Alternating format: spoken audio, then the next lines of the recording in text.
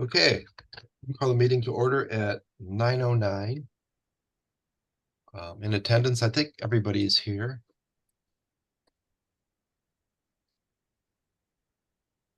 So item 1, we need to amend the agenda. First of all, we need to remove, I think it's item 20. Yes, Hey, Diane. yes, And we would need to add, which we will call item 28, 8 Valley View Drive, now it'd be circle. Circle Drive, and 2910 Valley View Circle.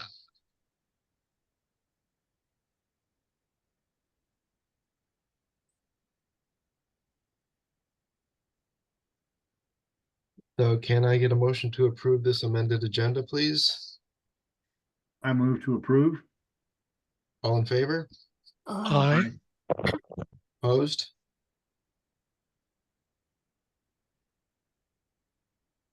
All right. Item 2. This is approval of the minutes for our first half of our meeting, 7/18/2024. All in favor of approving those minutes? Aye. Aye. I abstain. All opposed? Okay, did you get that, Diane? Yes, Item 3 is approval of the minutes for the subsequent meeting, which was part 2 of that meeting, which was on 7/23/2024. All in favor of approving those minutes? Aye. Aye. All opposed? I'm not opposed, Daniel, but I wasn't there, so I'll abstain also. Okay.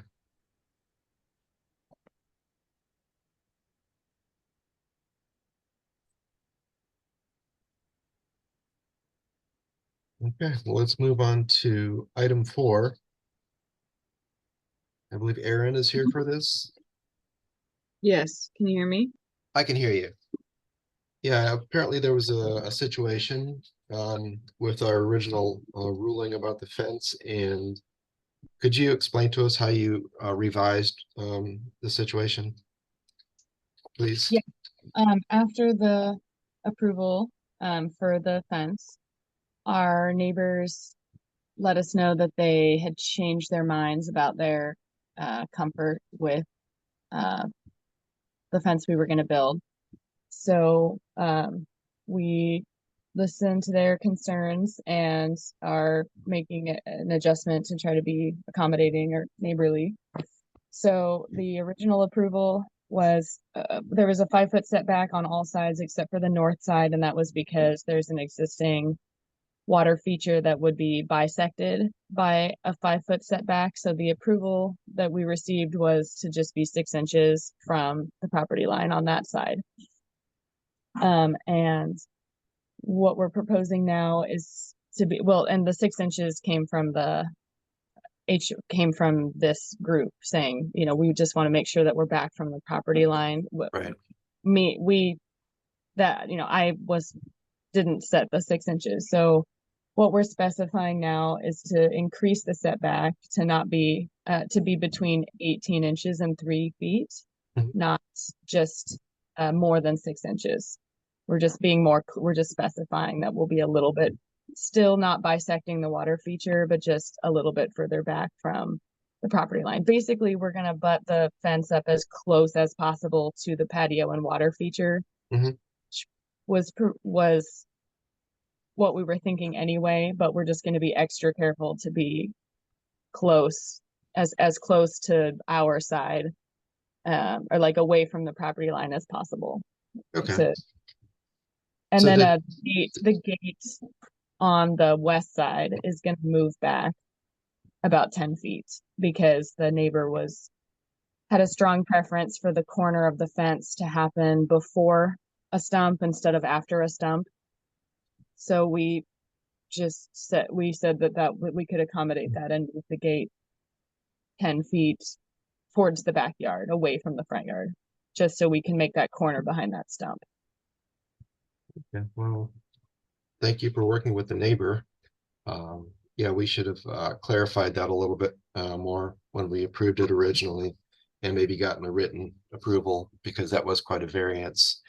And yeah, I think we should have just clarified and asked for that letter originally, but it looks like things were clarified and rectified.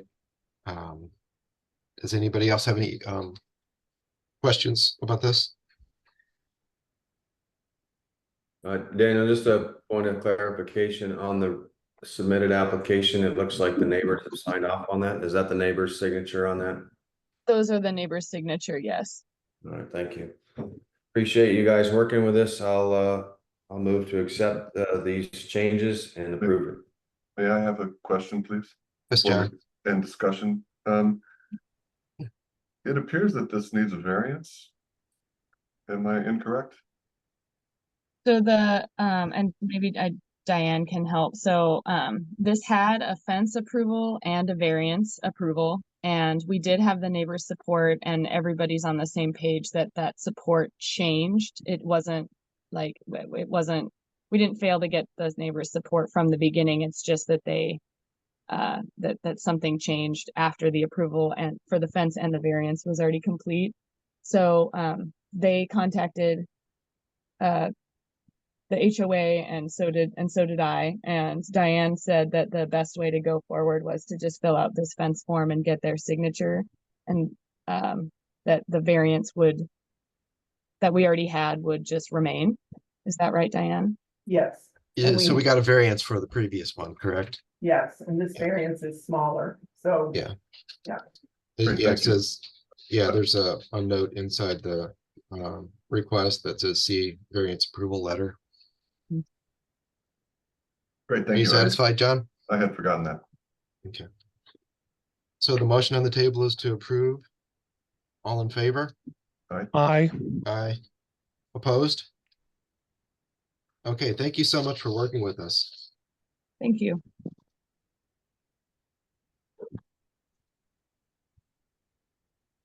We had somebody else join. Okay, It's 111 Polo Park. Let me find him. I've lost him. Just a second. Hi, Mark. Hello, good morning. Hi, we just wanted to make contact. You can go ahead and mute until we get to your item. Thank you. Okay,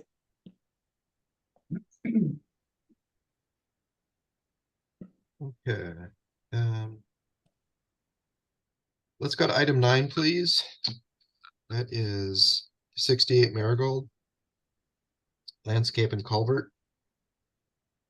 Jeff, are you there? I'm here. Yeah, I think we met with you a little earlier. Yeah. You met with me about the deck project, but they're Yeah.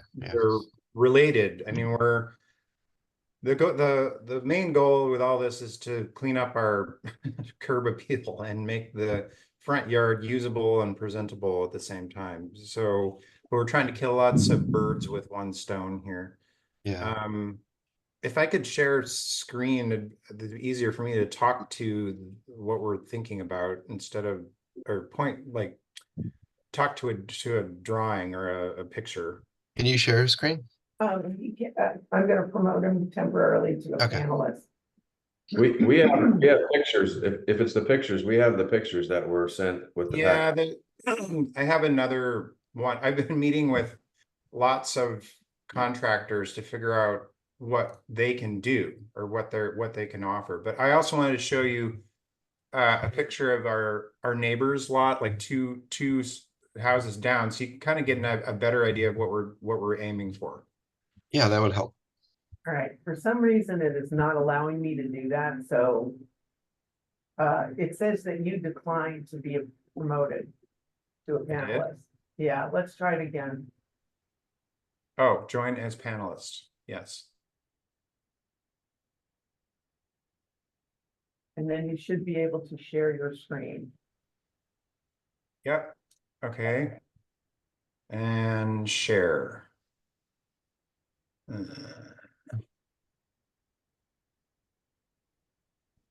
I'll share this one to start. So this is 6'4", we're at 6'8", so it's, I guess, 2-3 houses down. But you can see do I have pen and pencil? No. Let's use your cursor. Oops, we lost it. Uh-oh. There Oh. we go. Yeah, There I you see go. it. Now we got your pencil. I'm Mark up. not- Yeah, let me cancel. I don't know what happened. I just wanted to invoke the little drawing tool, but I don't see it on here. We did. Anyway, see Yeah, it. yeah, it was up there. See my It was- cursor? Yeah, that's Yeah. good. Okay, so in the front here, they have obviously have a culvert because there's no, I mean, unless this right here is their drainage, maybe it is. Not sure, but we want to do something like this because they have a usable parking space. We don't. And then they don't have as bad of a deal with their driveway because it's not a ski slope like ours. We cannot park up on the top when it's in the wintertime when you got the black ice or there's snow. It's impossible. So we have to park down in front, but the way that our front yard is right now and the little bit of easement we have here, it's not really wide enough to get the car off the street. So it's not ideal. I mean, we use it in emergencies and when we can't use the driveway, but you know, it would be more useful if we had a wider area to actually park our cars like they have here. So if we could do something like this at the bottom, that would be great. I mean, if kind of looks like they have a drain here, but and maybe it's not a culvert, but it's kind of half buried by the crushed gravel. I don't know. But anyway, why I wanted to show you this house is because It looks to me like they're parking there and pushing the gravel into the culvert yeah, area. maybe. I don't know. Well, not ideal, but at least my point is they've got a usable parking space. We just Sure, and sure. so I was trying to figure out what we could do. If we could have a 5% grade or whatever down to where the drain area and figure out something that'll work like this, we can do this.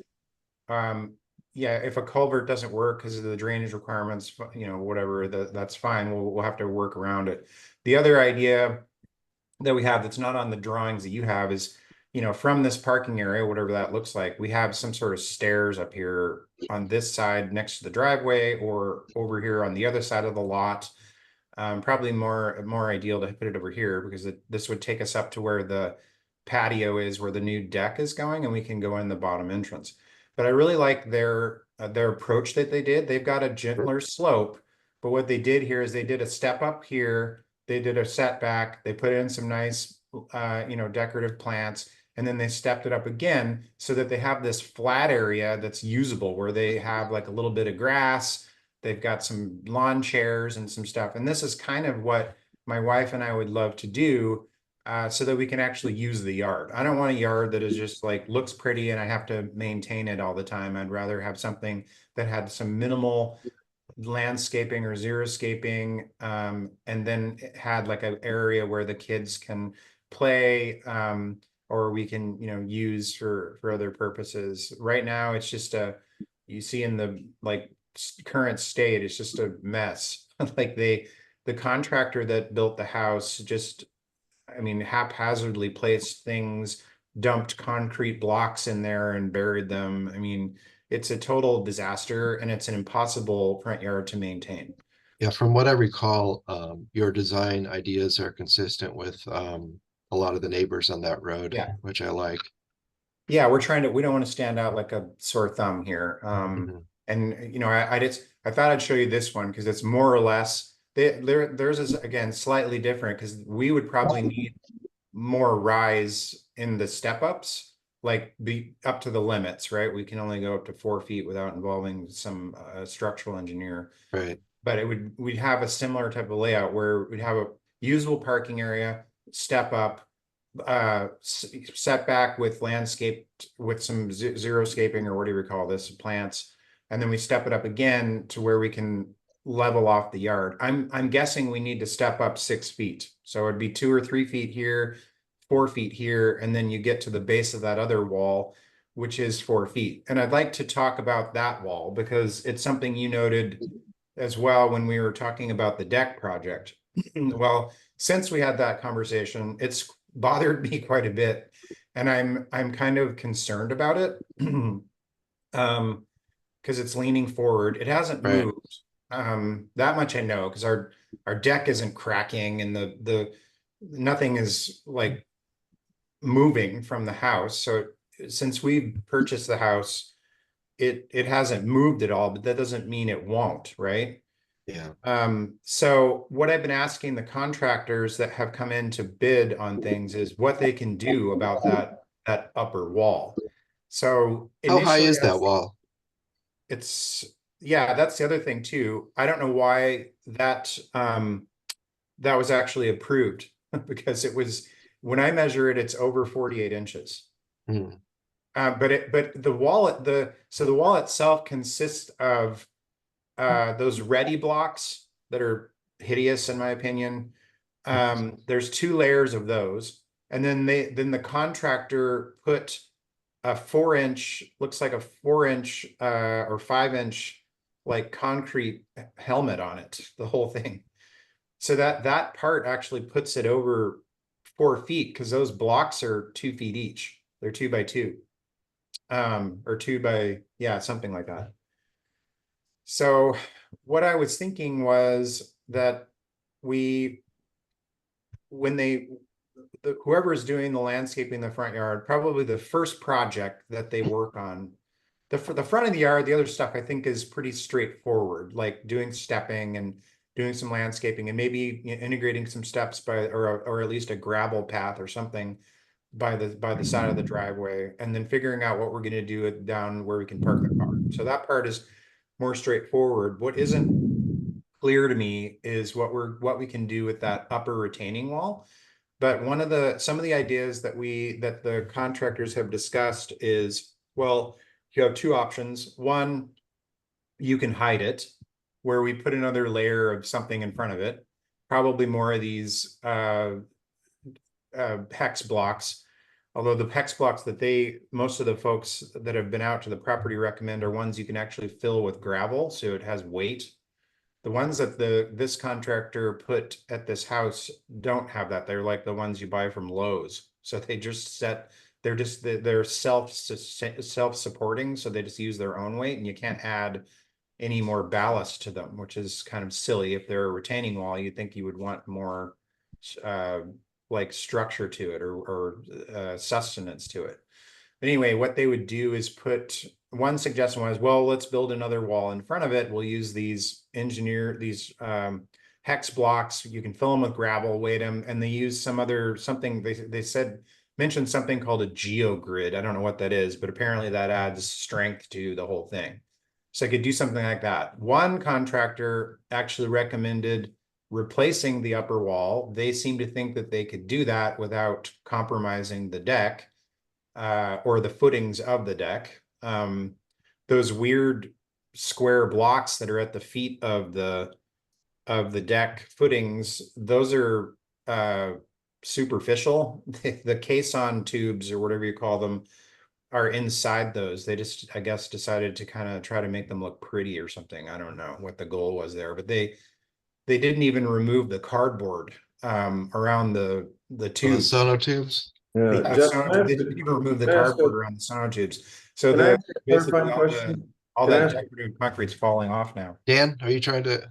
Yeah, it seems like there's a lot of good ideas here. We've got a request, exterior alteration request, but it sounds like Jeff is rethinking exactly how he wants to do that. So I'm not sure what we're being asked to react to here.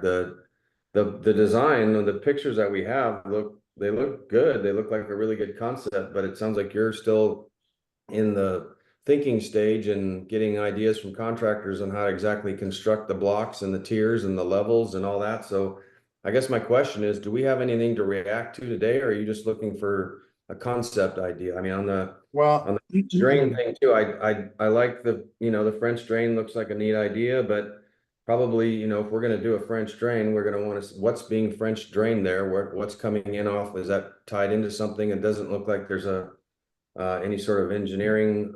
If there's going to be retaining walls and that sort of thing, we're going to need to see engineering. My question, Daniel, is are we giving approval to something today, or are we just talking about over stuff because, you know, we got a pretty thick agenda. I like the approach. Yeah. But we need to move on something here or move off of it, so. Yeah, I think the things we'll be looking at is, you know, what decision you do make on that. Obviously, you're gonna have to talk to engineers or your construction, your landscaping team to make that decision. The one concern about your application is the parking space. I do want to mention that it does help that we're seeing that this is a consistent treatment on this road. And it's not just a paved over space. There's a nice treatment that I see in this image you're showing us now. There's a nice wall there. Yeah. No trees are gonna have to be removed for this. Is that correct? No, yeah, well, Okay. there's a tree stump, but yeah, no trees. Okay, yeah, and that is helpful in our decision. And obviously maintenance would look at this, scrutinize it and let you know whether it's actually feasible. As far as I'm concerned, I think what your design is for what we see looks good to me. It looks well thought out. Okay. But I don't Yeah, want I you mean, to have a different design next week for us to look at again. Is that how you're heading? Well, I mean, part of my desire to participate in the call, it's really because there's multiple directions I could go here, but Mhm. what I didn't know is what I could get approved. So it's hard. I can't go back. I have to give the landscaping people more guidance in order for them to properly bid on it. Like, what are we going to do? So I don't need engineering per se at this point because I'm not putting anything in place that's over limits. Right. If we're just doing stepping that's under 4 feet, that's within limits and I don't need to involve engineering. I don't have a concern that the house or the deck is going to fall down the mountain or anything at the moment. But I also just want to make sure I'm within the rules and the guidelines for what I can and can't do so I can give them more guidance to make a bid. What I've presented to you is more or less what I would implement. There's obviously some, you know, details like a little walkway on the side of the driveway that I didn't include. Those came up, you know, in just discussions with the various people that came out to, you know, provide bids. But I mean, what I did submit is more or less what we would want to do. I am flexible on the But parking spot. I What would you- suggest that we sort of vote on a tentative approval for this, just so you can go forward. This wouldn't be a final approval for a design because it sounds like it's in transition at this point. So things may look a little different from what we're looking at here. Yeah, So my any, feedback, my Go ahead, feedback, Dan. yeah, I was gonna say, my feedback would be that the conceptual drawings, that Jeff provided, and then the picture that we have on the screen here of what the neighbors looks like. You know, if you come back with something that looks pretty close to that and is consistent with the ACC guidelines, then that looks like a nice addition. I think we just need to be able to react to something fairly specific, so. Yeah, Sure. If you're gonna put you reference the walkway on the driveway, I mean, I think that needs to be included, but conceptually, I definitely think you're headed in the right direction. I walk past your place all the time. I think this will be, whatever you're proposing to do there, if it's along the lines of what we're seeing here, will be a nice feature, so. Yep. We Okay, we before are at, hold on, we are at 15 minutes, letting you know. okay, And thank you. I think I'm hearing in concept, it is where you're going, and I need you to be clear on in concept in the right of way, because maintenance will only look at that if you guys approve in concept, and they will have to come and look at that. Okay, well, let's, anybody else have any comments before we vote on an in-concept approval? Jeff, did you want to say something else, Jeff? I interrupted you. I'm sorry. No, I just wanted to know if we should focus on culvert, no culvert for the parking. What you should do is, after this meeting, if they approve that in concept, I will Okay. put you in touch with the person who can answer those questions. Okay, great. Perfect. And just to be clear, and thank you for the details, Jeff, the in concept is not, we're not considering whether the foundation of that leaning wall needs to be removed or replaced or what have you. That's a separate issue. I get it. Right. So can we get a vote on this in-concept approval for what's presented to us today? Understanding that things may change and we're still waiting for a final approval. Can I get a, Move to approve item 9, exterior alteration request 68 Marigold Drive as an in concept. yes. All in favor? Aye. Aye. All opposed? I'm opposed. All right. Just Joe Jean? Yes. Okay. Did you get that, Diane? Yes. Okay. Thank you, Jeff. Thank you.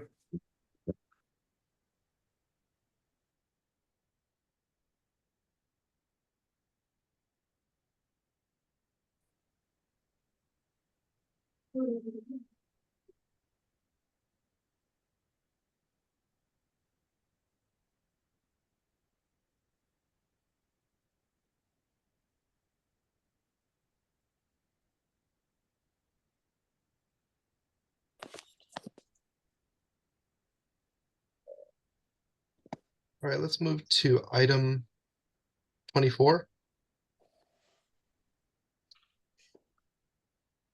111 Polo Park.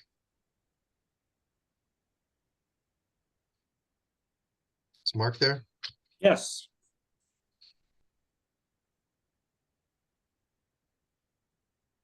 All right.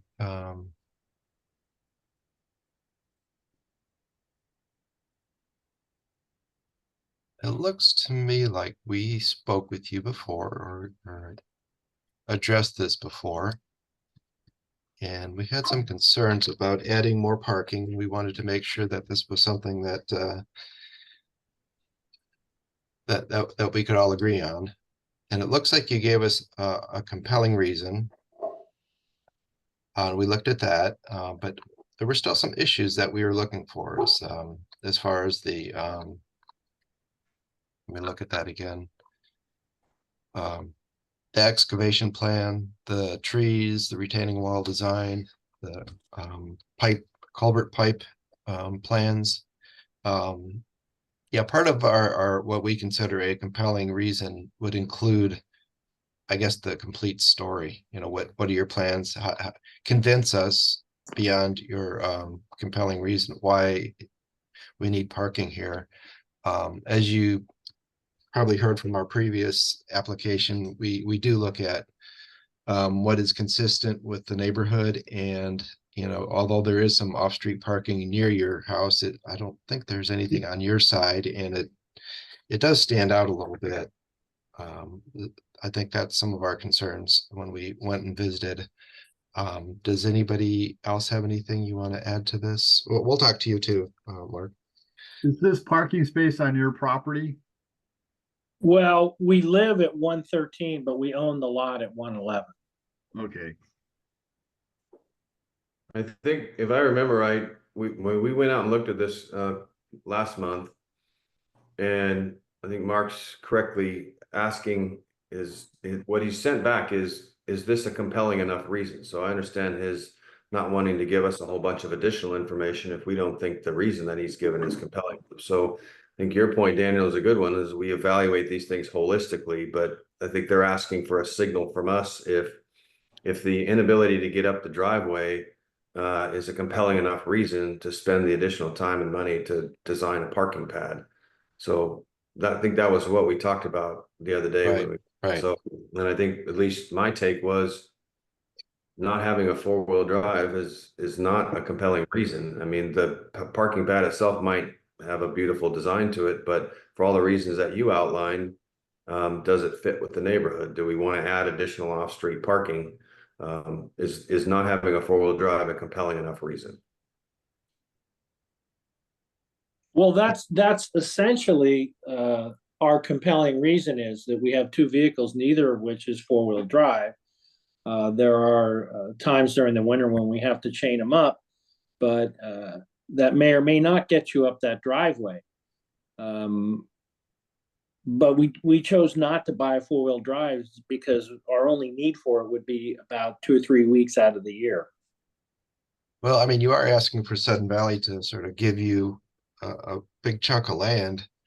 And that's, you know, we do allow these things, but there are extenuating circumstances that go along with it. And I would say that just about anybody with a steep driveway, which is probably about 10% of the driveways here, could have that same reason. And we're not unsympathetic. I mean, I understand. And when we all moved to Sudden Valley, we knew that was part of the deal. So, I think as far as I'm concerned, I need a little more convincing, and I want to see what the design will look like. Maybe it's going to be amazing and really improve that neighborhood, but just needing more parking is not quite enough for the committee, I think. Anybody else have any comments about this? I need to interject too, that if you were to, in concept, again, approve this, that maintenance would need to look at this, because this Definitely. parking space is on Sudden Valley property. It's not on Mr. Gallagher's property. Yeah, what we're looking at is whether this would be a nice improvement to this area. Is it consistent with other things that we've approved? But definitely, as far as the mechanics of it all, that definitely needs to go through maintenance, which they may just not approve. Even if we approve it, they may say no. Does anybody else have any comment about this application? I would be in favor of it, and letting it go to maintenance and see what they say about the putting it on Sudden Valley proper, on the right of way. Yeah, Daniel, I would say when we looked at this, there's the house on 113 has a fair amount of off-street parking already. I mean, there's a pretty sizable pad. There was a garage. It didn't look like there was a need for additional parking. I mean, it wasn't a tight driveway with no area to park on the lot. So I don't see a compelling reason. There's plenty of parking at the site. If it's just a matter of getting a four-wheel drive, I mean, that's just sort of the cost of doing business in Sudden Valley. So I would conceptually not be in favor of it. I agree. Yeah, I agree with that too. It would be I would say it would be a hard sell. Jane? We just approved a parking place like that on Marigold in concept. And he said he has a steep driveway and they need on-street parking. This guy also has a steep driveway, but it's not quite as long as the one on Marigold. But the difference is that Polo Park is a busy road, and there isn't very many off-street parking on Polo Park by this guy's house. And I don't see how we can approve one and not the other. Well, one of the things that I look at personally is how consistent is it with, I mean, on the one we just approved, the neighbor has the same exact thing. No trees would be removed. I think there was a nice design that went with the parking. It wasn't just paving over a space, and maybe that's the plan here, but we don't see that. And may I add that the Marigold property actually has a parking space there. It's just a narrower one, and they do park there already. And they want to improve it with a culvert. Yeah, there's a pretty big difference between this one and the Marigold one. That the Marigold one, they were also looking mainly for the concept on the landscaping. I don't know that the parking was a major feature of that. This one is exclusively parking. I don't think if Marigold was asking for just for parking and to excavate Sudden Valley right away for all of that, that'd be a different matter. So I think there is a difference. I appreciate Joe Jean bringing that up because we do want to be consistent, but the Marigold one as a package looked much different than this one. And if we saw that package for this design, maybe we would be convinced. I don't know if we would or not. Well, I if I can may only speak for interject- myself. Yes, please, Mark. If I may interject here, we've been working with MJD Construction, which has an ad in the Sudden Valley Views. That's why I contacted them. They have their people come out and they have put a plan together on what excavation will be necessary but it's stuck at the county. For whatever reason, this guy went to the county first to see if they would sign off on this, and we haven't heard back from that yet, apparently because their permitting process is backed up this summer. But I was just trying to find out from them as would the county even sign off on this, because you know, the drainage is there. So that's where I'm at with them. But they have a plan. It's just that I don't have it yet because it's stuck at the county. Okay. Well, I think what we're looking at is, you know, for you to proceed, you need to know if this is a compelling reason that we would approve. And I think we need to do that first. You know, I think it is a compelling reason. And that would be where I would stand on it. And, you know, maybe we should take a vote on that if it is a compelling reason that he can proceed, or, you know, it's not, and then, you know, come up with a different reason. It sounds to me like you've already proceeded with the design. Is that correct? And the county has it now? Is that right, Mark? That's what this guy told me. I met with him out at our house, and he looked at it, and then later he had his excavator guy come out and look at it. He's telling me that there may have to be a retaining wall, but it would be less than 4 feet, and he knows which stone would be approved. So he says there's a plan. The excavator drew up a plan and has submitted that to the county for approval. I haven't seen it. Okay. Yeah, we'd like to see it. And, you know, I'm, you know, your letter has, you know, I have sympathy based on your letter, but, you know, for us to approve anything beyond that, we would have to see the entire design. I can tell you how I feel about it. I mean, I sympathize with your situation. It is a typical situation in Sudden Valley, and to give up part of Sudden Valley's property to parking is a big ask, is all I'm saying. I think Patrick's idea is a good one. They've asked if this committee thinks their reason is a compelling reason. Not having a 4-wheel drive is a compelling reason to go ahead and build this parking spot. That's what they've asked for. We should probably vote on that and give them some direction. Okay, so this is another in concept situation.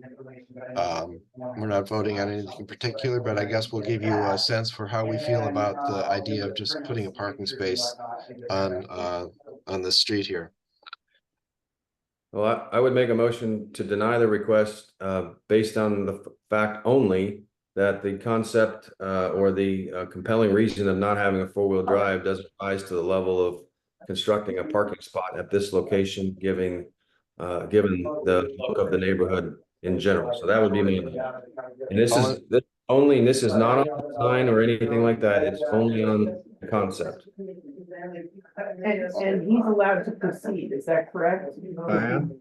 If he chooses? Diane, did you say something? Yeah, I'm asking if he allowed to proceed even if you all deny. I can barely hear you. Oh, hold on, I gotta shut my door.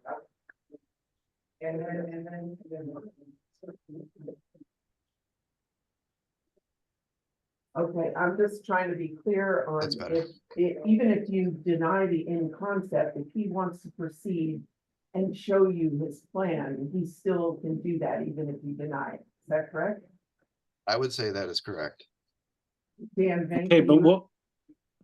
what would be the point of that? But that would be, I mean, you'd be that'd be a risk on your part, Mark, and that would be, you know, maybe you come back with a beautiful design and the committee looks at it and the majority says, you know, and looking at it holistically, this does make sense and we can go along with it. But I mean, you've asked us to react to the compelling reason. I think Patrick's got a good point, is we're being asked to react right now to the compelling reason argument. And my take is it's just not enough of a compelling reason to have this kind of ground disturbance at the site. So there's a I'm sorry, and if I know that your intent is to continue, Mark, then we can get you connected with maintenance to see if they would even consider it. Okay, Okay, so there's a motion on the table. All in favor of Dan's denial in concept of this parking space. I, All in favor? all in favor, yes. Aye. Aye. Aye. All opposed? I, Patrick? I oppose. Okay. So you, I'm sorry, okay, so it's you and Joe Jean oppose Dan's motion, correct? yes, And it's Daniel, Dan, V, and Alan, is John. Alan still here? Alan's Yeah, gone. it's not here anymore. Okay, okay, so majority gets that denial, but it's just in concept and Mark can continue if he desires. yeah, Mark, just so you have a sense for how we feel about it, and it's a hard sell. At this point, we're just, you're asking us to approve. I'm not sure what we approve, except just that you're paving over some part of Sudden Valley. Just so you get an idea where we're coming from and how you might want to proceed on this.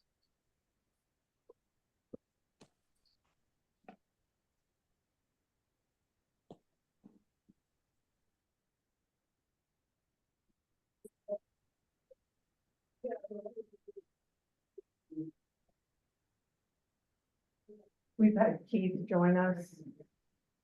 Steve? Keith. Keith. Oh, Keith. Keith, are you here? Keith? I think, yeah. I'm renaming you to your real name, Keith McLean.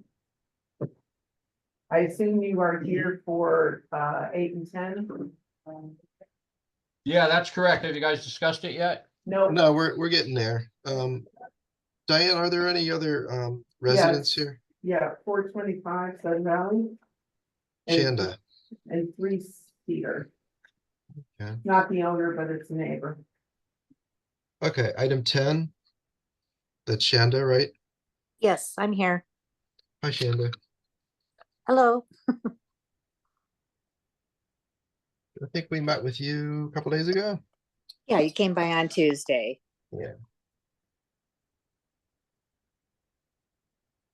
Does anybody have any further questions? I think we asked you a lot of questions while we were there.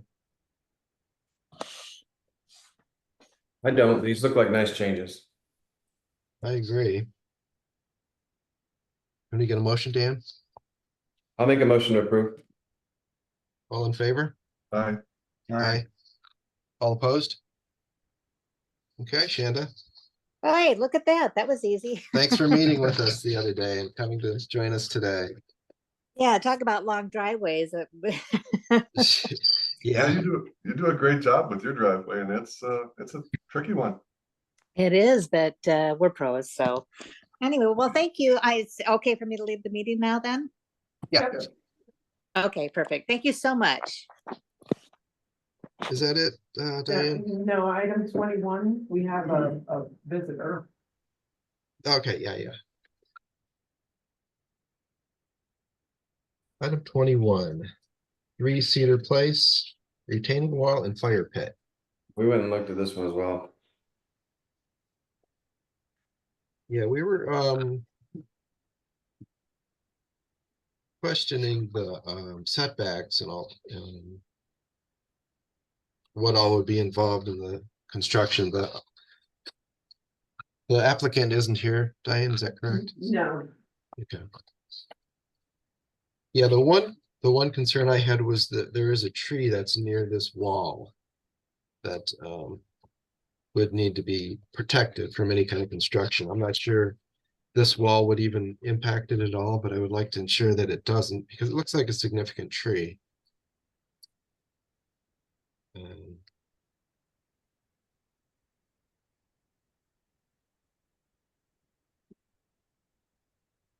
Which number is this? Diane? 21. 21. I think we generally thought the retaining wall would be a nice feature. It's kind of a mounded front yard. It looks like it's probably got a fair amount of erosion now. Yeah, it Yeah. definitely looked like an improvement to what was there now. They had a parcel kind of block walls, small like ankle height block wall around the fire pit. I think they wanted to to clean that up and expand it and make it a continual wall. I think one of the issues was, want to make sure whatever they do with that fire pit needs to be offset from the property line by 5 feet. And at first it looked like it wasn't, but then I think we found a property stake that looked like it was, but that would be the one thing we'd want to make sure in our comments that it was, whatever they put there by the fire pit needs to be 5 foot off the property line. Correct. And ensure that we are not approving any damage to any trees at this point. There's no request for that, so we're not approving that. So we would like to ensure that that tree, which is fairly close, is not impacted by, I think, the wall that they put in there. I can't imagine that it would be, but we You're looking do at- want to. Daniel, on their page 3 of 6, is that the tree in that back corner over there? Yeah, I think that's the one. That's the one you're looking at? Yeah, if they're just gonna kind of redo or continue that existing 2 block, and I think they just wanted to go 2 blocks on that thing, so it doesn't look like it was, but that's a good note to make sure that whatever they do, they're not chopping at the roots of that tree.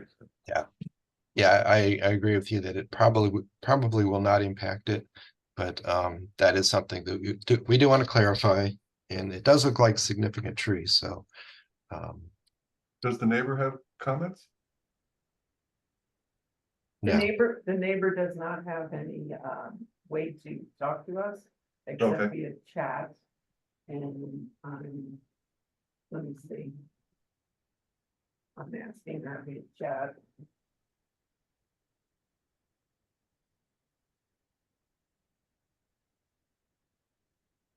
And she's not Okay.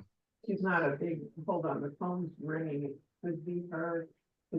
I told her if she couldn't figure out how to use the chat, to just call in. So the phone just rang, and it's not her. About that, where's your ex?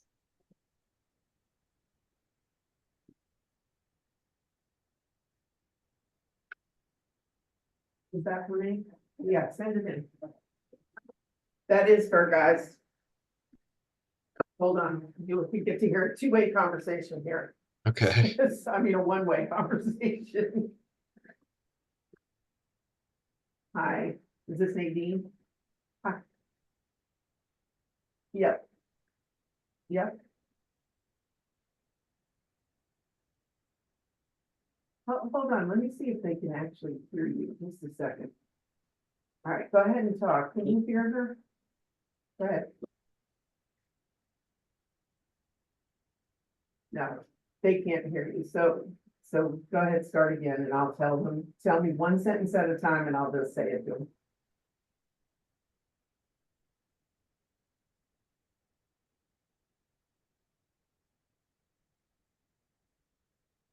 She wants to know what is holding the tree up from the south prevailing winds. What's the question? What is holding the tree up from the south prevailing winds? We don't know, and I mean, what do you mean?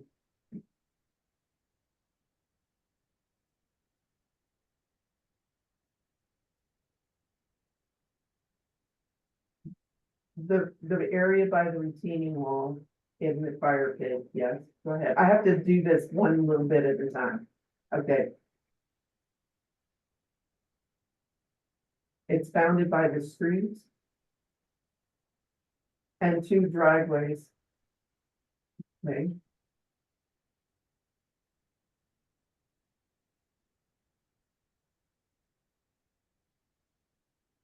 There's a street side berm, and then the fire pit is dug out, okay?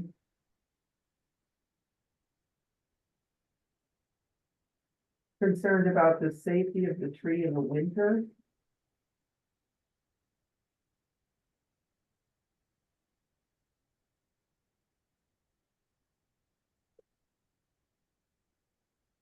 Will the area for the fire pit need to be excavated lower and thereby hurt the tree roots? Okay, I think they're going to put into their motion that the tree, she has to protect, they have to protect the tree roots. Correct. Second question.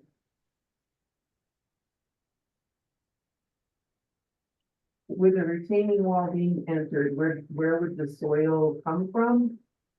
What do you mean? I don't know, that's not our concern. Yeah, Yeah, they don't, rule on how the retaining wall is built or what goes into it. does she have any concerns about the border property line? Do you have any concern about the property line you're asking? No. Okay. All right, well, yeah, I think our motion She will, thinks the tree is right at the property line. So, okay, anything else, Nadine? Oh. Big concern is the tree. No damage. Okay, got it. I'm gonna go ahead and hang up, okay? Thank you. All righty, bye-bye. okay, based on what Okay. we saw, it looks like there are no setback issues. The only concern we can see is the tree, and we want to ensure that the tree is protected. So somebody like to make a motion? Hey, Daniel, before we do that, just looking Yeah. real quick at page 5 of 6, the view from the driveway. When they put that retaining wall, they're gonna put the retaining wall parallel to the road also along Cedar Place. Mhm. We need to ensure that that retaining wall has the proper setback, that they don't encroach into Sudden Valley right away when they're setting their retaining wall. So it's kind of hard to tell, that front part slopes down. I think we need to make sure in our notes that that retaining wall goes in not on Sudden Valley right away. So Yeah, that's a good point, Dan. I agree, and also, I think we're assuming that the fire pit will be a replacement of as is what's there, but it really doesn't say if they're gonna expand it or make it smaller. I asked her, it's gonna be exactly the same except they're adding pavers. I'm sorry, Besides- Diane? I asked her that question and she said it's exactly the same except they're adding the pavers. The same size. And this is the neighbor though. No, I asked the owner when she submitted. Oh, thank you. Yes, So I agree with Dan's assessment that, or whoever mentioned that the front retaining wall needs to be verified, not on the right of way. So I would make the motion to approve with the condition that Sudden Valley right away come out and approve the location of the retaining wall before it gets constructed to ensure that it's not on Sudden Valley right away, and that the homeowner take whatever steps necessary to protect the tree that's on the lot now. All in favor of that motion? Aye. Aye. All I, opposed? Okay, unanimous.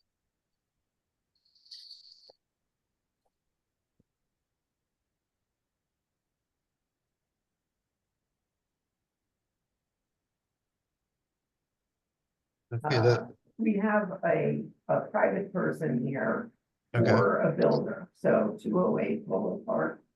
We have the neighbor here. okay, 208. Item 20. 22 and 23. Okay, well, why don't we jump to those then? Item 22. You've got This Chad, Aaron, and Jay. Wait, no, Chad. And who's the neighbor? Mike Robles. Okay. Mike, I don't know how to Oh, I say see. your Yeah. name. Okay. We met with these ones we met with the other day briefly. Yes, Yeah, we met with Chad Chad and Matthew. and Matthew. Matthew's not here, correct? And Mike, say hi. Hello, can you hear me? I can hear Yeah. you. Thanks, Mike. Thank you.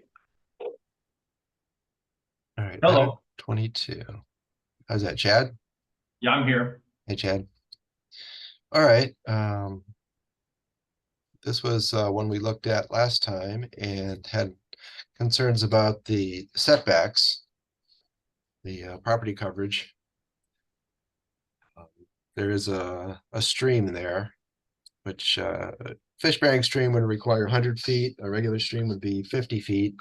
There are some other properties in there in that neighborhood that are well within the 50 feet and under. So Chad did make some design changes to accommodate our request to get it to be at least 50 feet from that stream. And we're looking at that revision now. Could we hear from the neighbor, please? Yeah, hello, thanks Michael. for hearing from me. Yeah, this is Mike. You can hear me okay? I can, yes, thanks. Okay, so, I guess my main concern is the original plans that were submitted for the stormwater drainage was to, because I had talked to the engineer company that came out to survey, and you know, if you guys are probably well aware, Beaver Creek flooded in 2021. There was a massive bank improvement done at this bend by myself and my two downstream neighbors. Well, we worked with Fish and Wildlife, Whatcom County, Element Solutions, environmental, Hammer Environmental, Element Solutions for geotechnical engineering. We had geotest involved, basically to rebuild that whole riprap rock embankment so that it could withstand any additional flooding in the future. And then obviously a replanting mitigation that we all went through. So my concern is that Sudden Valley is going to. Are you actually one of the neighbors that lives on that stream? I live at 210 Boulevard. Okay. I'm the immediate downstream neighbor. Okay. So sorry, I should have started with that. no, that's fine. Do you know whether this is actually a fish bearing stream or just a non-fish bearing stream? It is a fish bearing stream. Okay. So a lot of what we had to do was get Hammer Environmental involved. I mean, obviously we're kind of grandfathered in because the builders that built our homes, you know, they're long gone. But as far as the planting schedule and mitigation, you know, I went through all the proper channels to get that evaluated and approved by the county and Fish and Wildlife, et cetera, et cetera. But I'm not in the business of trying to stop the progress on this home. I think that they could do it. They could do a good job. And the only concern that I have is the stormwater draining into Beaver Creek. And if you're going to grant them an easement, they have about 10 feet of frontage on your greenbelt property. And if they're going to trench through there, for one, surface mounted wouldn't be great because it's a wildlife corridor that they come up behind our properties and access, you know. So I'm opposed to any surface mount, and anything that would go underground. There's tree roots there. There's a giant cedar there, and the bank north or upstream from my property has a very loose riprap. Now, when I did my county permitting and engineering, you know, I was only able to engineer the portion of property that I owned, right, so that I could protect my asset. But if we're going to be draining additional waters, right, dispersing their stormwater north of my property, there is the potential for that water to erode that bank and then allow future stormwater overflow to get behind my riprap. And that is the only concern I've got. I mean, if it was dug down and they could extend the riprap a little bit, just so that, you know, there was a splash pad and the water was dispersed, I would be thrilled with that solution. But the fact that I've spent, you know, $100,000 out of pocket and my neighbors have spent, you know, a lot more money than that too. Additionally, we would really like to protect our little corner as much as possible. And yeah, so where did that plan come from? Was that a county mitigation request, or how did that happen? So originally when the storm happened, I had emailed I had got on town hall meetings with the GM. I was talking to the old environmental people, and I email after email asking for direction, and I wasn't getting anywhere with Sudden Valley. No, I'm not holding any of you guys. No offense on any of you guys, but I kept asking for direction.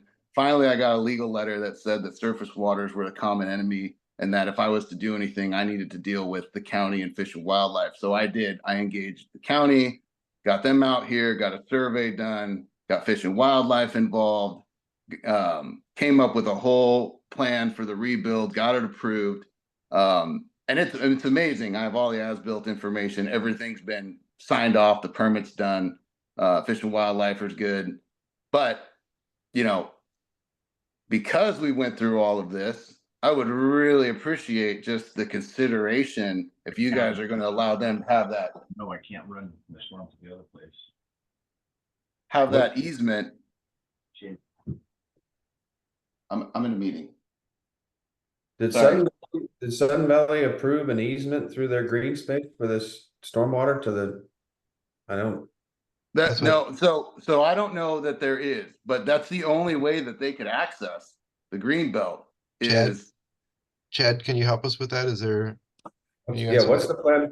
What's the plan for the stormwater, and is there a need for going through Sudden Valley green space? And has Sudden Valley granted that easement? Well, what we have is when we were submitting for our stormwater and when the county, Mike Kirshner with Natural Resources Department inquired and was going through, Sudden Valley denied the location of us draining across through the street to a drainage area that actually still ends up in the creek. So they said Sudden Valley has denied and requested that we do not drain that way. So the only location that was allowing us to drain for our stormwater was back into the creek where all the stormwater is already running, and to discharge at the park location behind everybody in the back. So is your design for the property that abuts the stream consistent with what the neighbors have done already? Yeah, and if you were able to look at our site plan, you'll see where I have it clouded and it's confirmed where the stormwater will be discharging to right to the high water mark. We understand the concerns of the neighbor and we sympathize with them, and we are definitely all about not creating more injury or incidents, and that's why the plan is designed to actually have it discharge at the top of the high water mark, which is where it drains, but our stormwaters already would be running one way or another to that creek because everybody discharges into that creek. I don't discharge into that creek. I discharge to the front. So do you pump up to the front, or how does that work? No, that's just the way it was designed. The drainage, whoever designed the house, all the stormwater hits a catch basin and goes to the front of the property, and I think it disperses in underground. I don't believe that it does, but maybe through osmosis, I don't know, through the ground, but I'm pretty sure that my stormwater catch basin is in the front of my house. And I think it pipes out into the planter space in front of my house and kind of just disperses naturally in the ground. I didn't design it. I bought the house, right? But that's my understanding of how it works. And in any case, I'm not really concerned with that, but going to just the high water mark and not addressing the riprap at the bottom, especially with that giant cedar, which is right there. If it starts to erode any of that bank and those trees start to come out, then that poses a huge threat to my property. There's riprap around all of the properties except this one, Mike? There's riprap around to my property edge, and then there was some existing sandstone, right, which is not the strongest of stones that was put in probably as an embankment for, long before these houses were built. The sandstone is degrading, right? It's not good. That's why I had to pull all of that out and put in granite, stones, because that didn't pass the spec for the engineers. Yeah. So, if you're going to allow them to build onto your property, then I would certainly want them to somehow extend that riprap to where, it wasn't going to be a problem in the future. And if they have put splash pads and they've got diffusers, I talked to Michael Kirshner too, because he was the one I dealt with when I did my property. We went through all of our stuff. I mean, I actually kind of operated as somewhat of a project manager for my other neighbors as well. We were all kind of grouped together and handled this as one big cohesive team. So I have a relationship with Michael, and he did give me an overview of Rubicon's plan, which sounds great. I know they've got some filtration systems. They got some stormwater like filters in, which I believe slows the flow down And then they had a piping plan that was going to disperse the water in a way that it wasn't just a strong flow. And I'm good with all that. I'm not trying to stop them. I would just want to make sure that wherever that water's going, there is rock there and it is not hitting the slope to erode. Because if you guys came out here and you saw this giant cedar that's already undermined, Yeah. you'd be a little wary too. Chad, you've talked to maintenance, has looked at all this and determined that your solution is the proper one. And I haven't talked to maintenance personally. I mean, No, I it'll just know be that part this of the has been brought repo. up to them, and it was maintenance that actually had said not to, Sudden Valley had said not to drain to the front and okay. go across the road and underneath into a drainage area that discharges and then drains. So this Like is a little bit beyond what our committee can make decisions on. I would suggest, Mike, that you talk to our maintenance people and discuss. Actually, his letter that he sent in went to maintenance yesterday.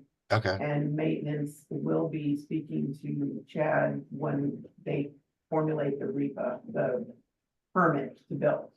okay, So And we understand and we agree with them that it needs to be done in a way to protect the park, protect the neighbors, and because we don't want the pipe being destroyed either and it destroying everything. So we understand that the things that maintenance is probably going to want us to do, and we're very much willing to meet with Mike and understand the other Mike maintenance, Sudden Valley, and address it. Because we understand we do a lot of this work. We're dealing with a big FEMA issue where a road washed out because of culvert being blocked up on one of our projects. It's it's turning into a $300,000 to $400,000 fix. So we're very sensitive to this too. So we understand and we want to protect our neighbor too and everybody else. So we understand that there are ways to do this that'll protect everybody.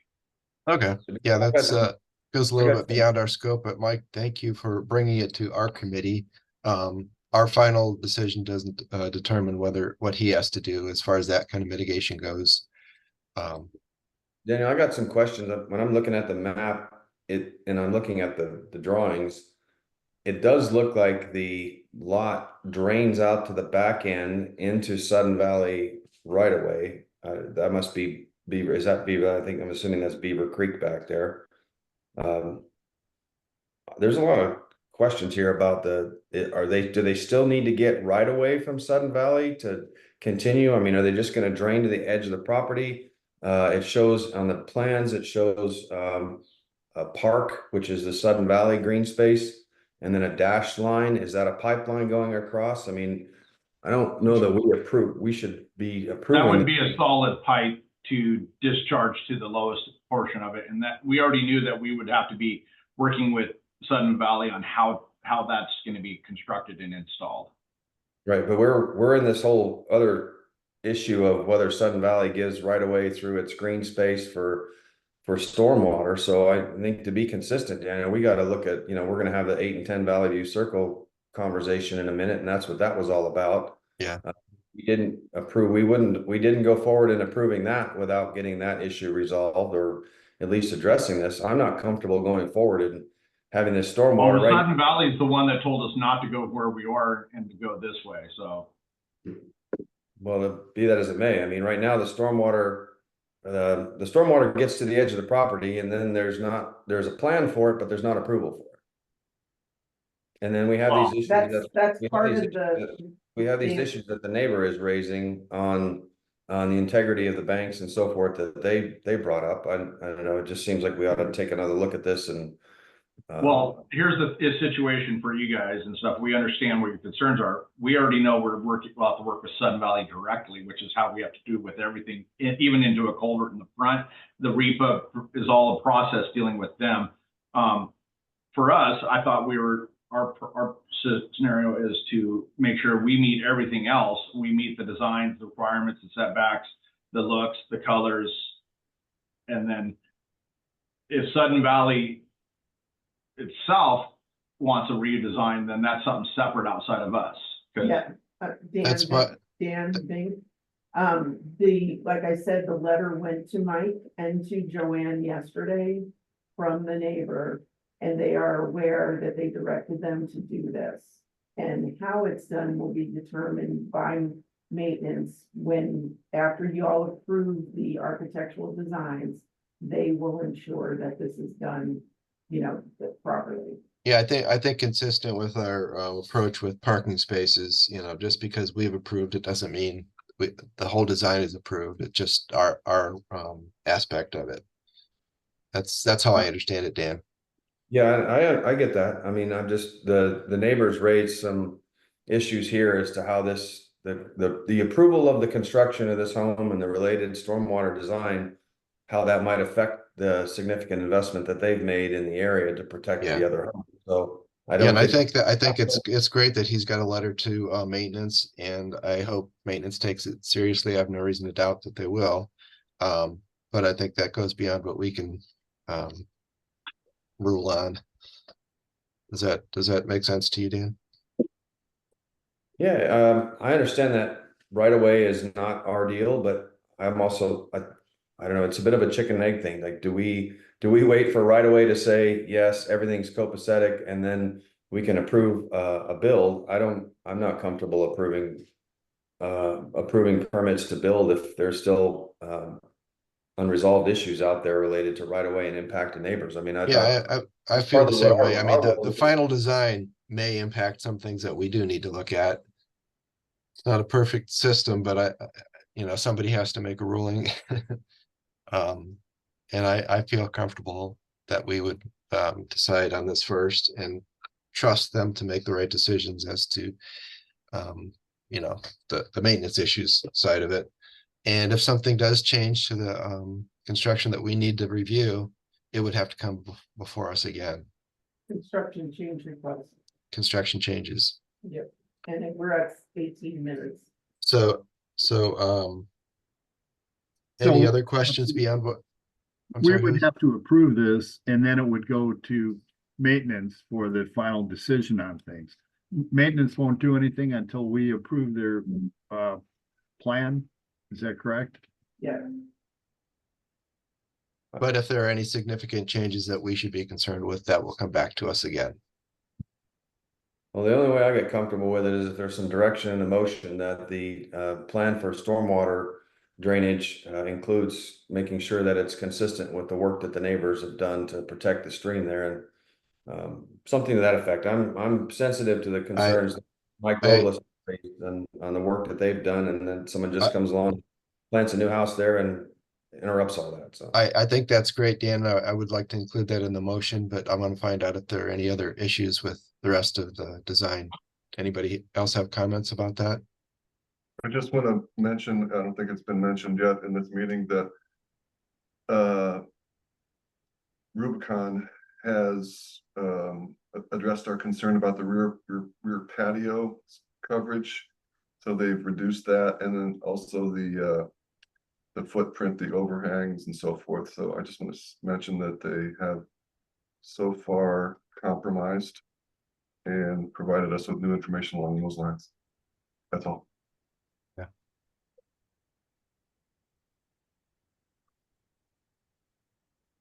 So yeah, I'm good with everything else too, and they did address the things we talked about last time.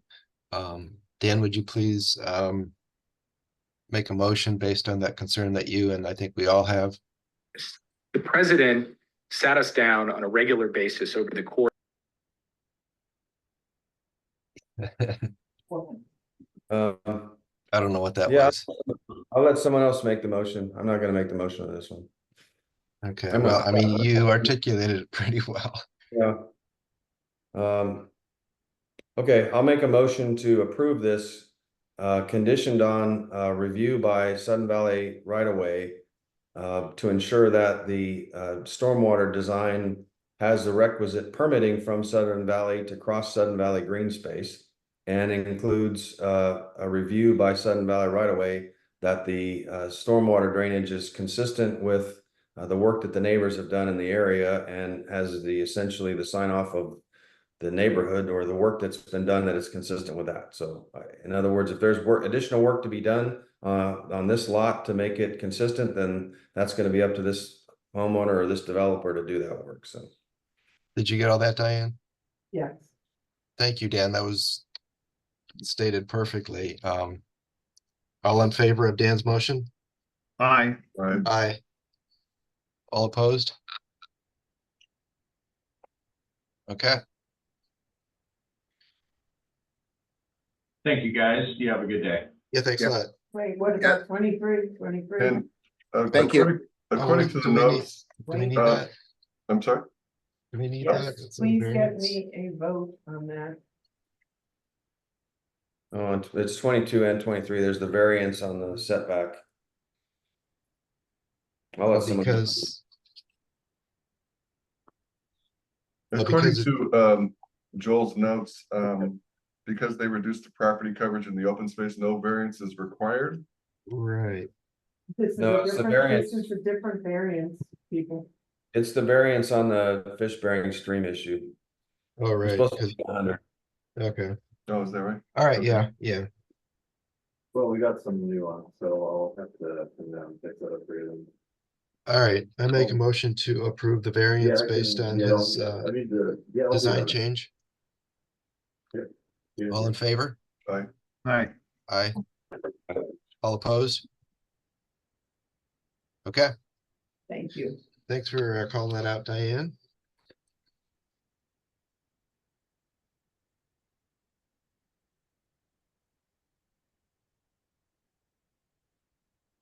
Okay, let's, You have Keith here, who's yeah, let's go homeowner? down to Valley View Circle. Item 28. We have Jay, we have Keith, we have Aaron. Yep. Hi guys, how's it going? Hi. Is Aaron a representative of the developer, or is it a landowner or a homeowner, or what's That would be Aaron's role?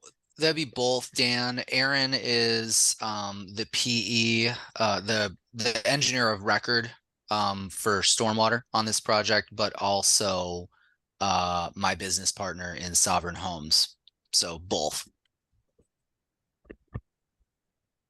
And could we please do one house at a time?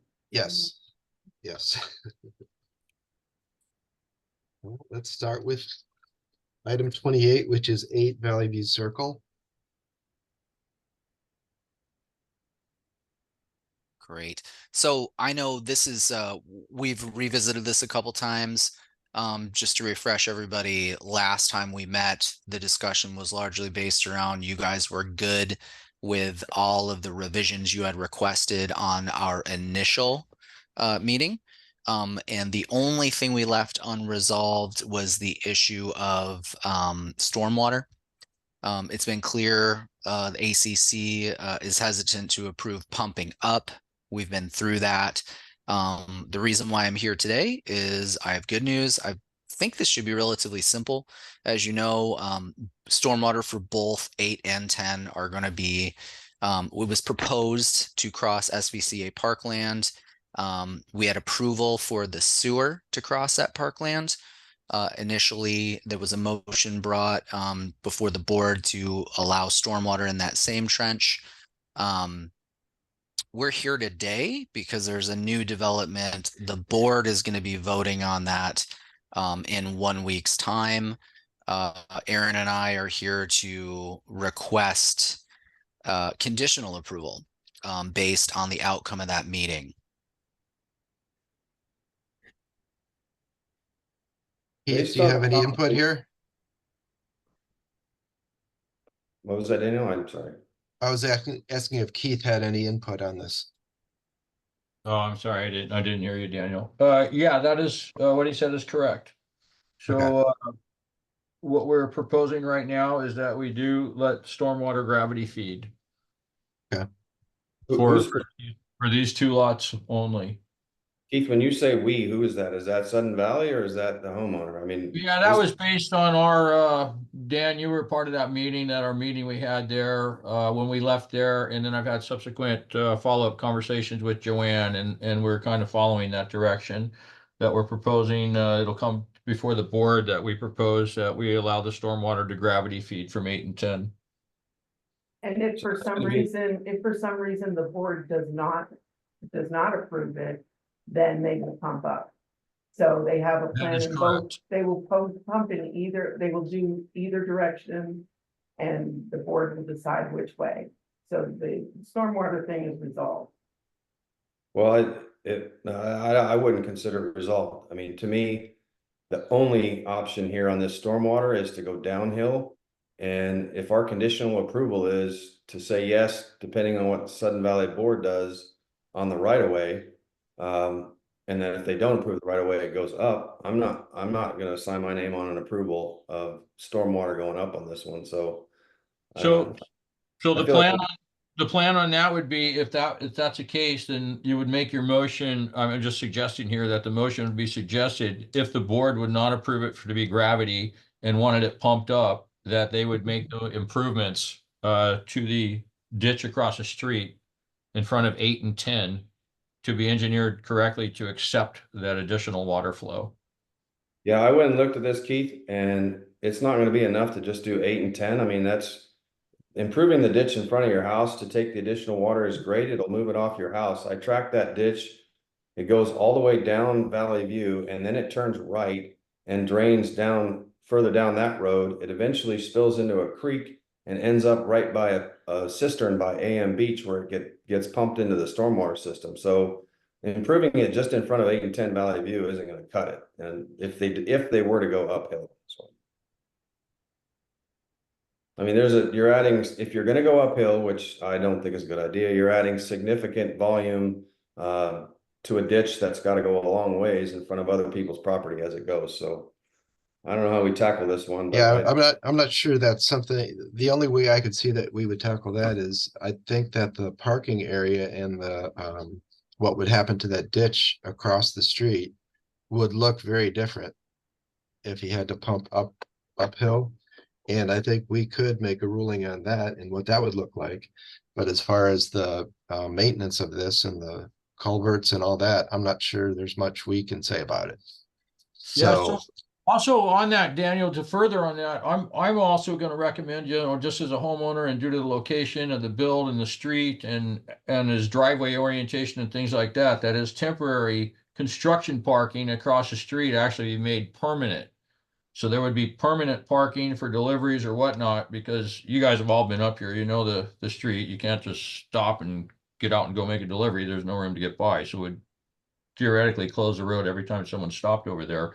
So I'm recommending that's something they consider as well, and that the ACC would consider allowing that to be permanent parking across the street, which means he'd have to put a culvert in over there, right, for the permanent parking. And then like Dan is saying, and we're in somewhat agreement with that. And I met with Mike Brock up here from maintenance as well, and he's also in agreement with what Dan's saying, is that needs to be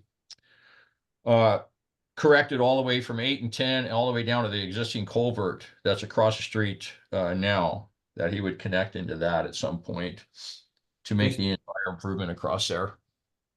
I'm not sure where you're going to put permanent parking. I'm not sure we're going to put temporary parking. I mean, that road is very narrow and there's a steep little ridge there, but if they're going to convert the construction parking to permanent off-street parking, that's going to be a significant impact to that road. That's not in the plans. That's not in the proposal, right? No, that is not. That was just something that I'm suggesting as a homeowner who's living here. It's totally, that's just me.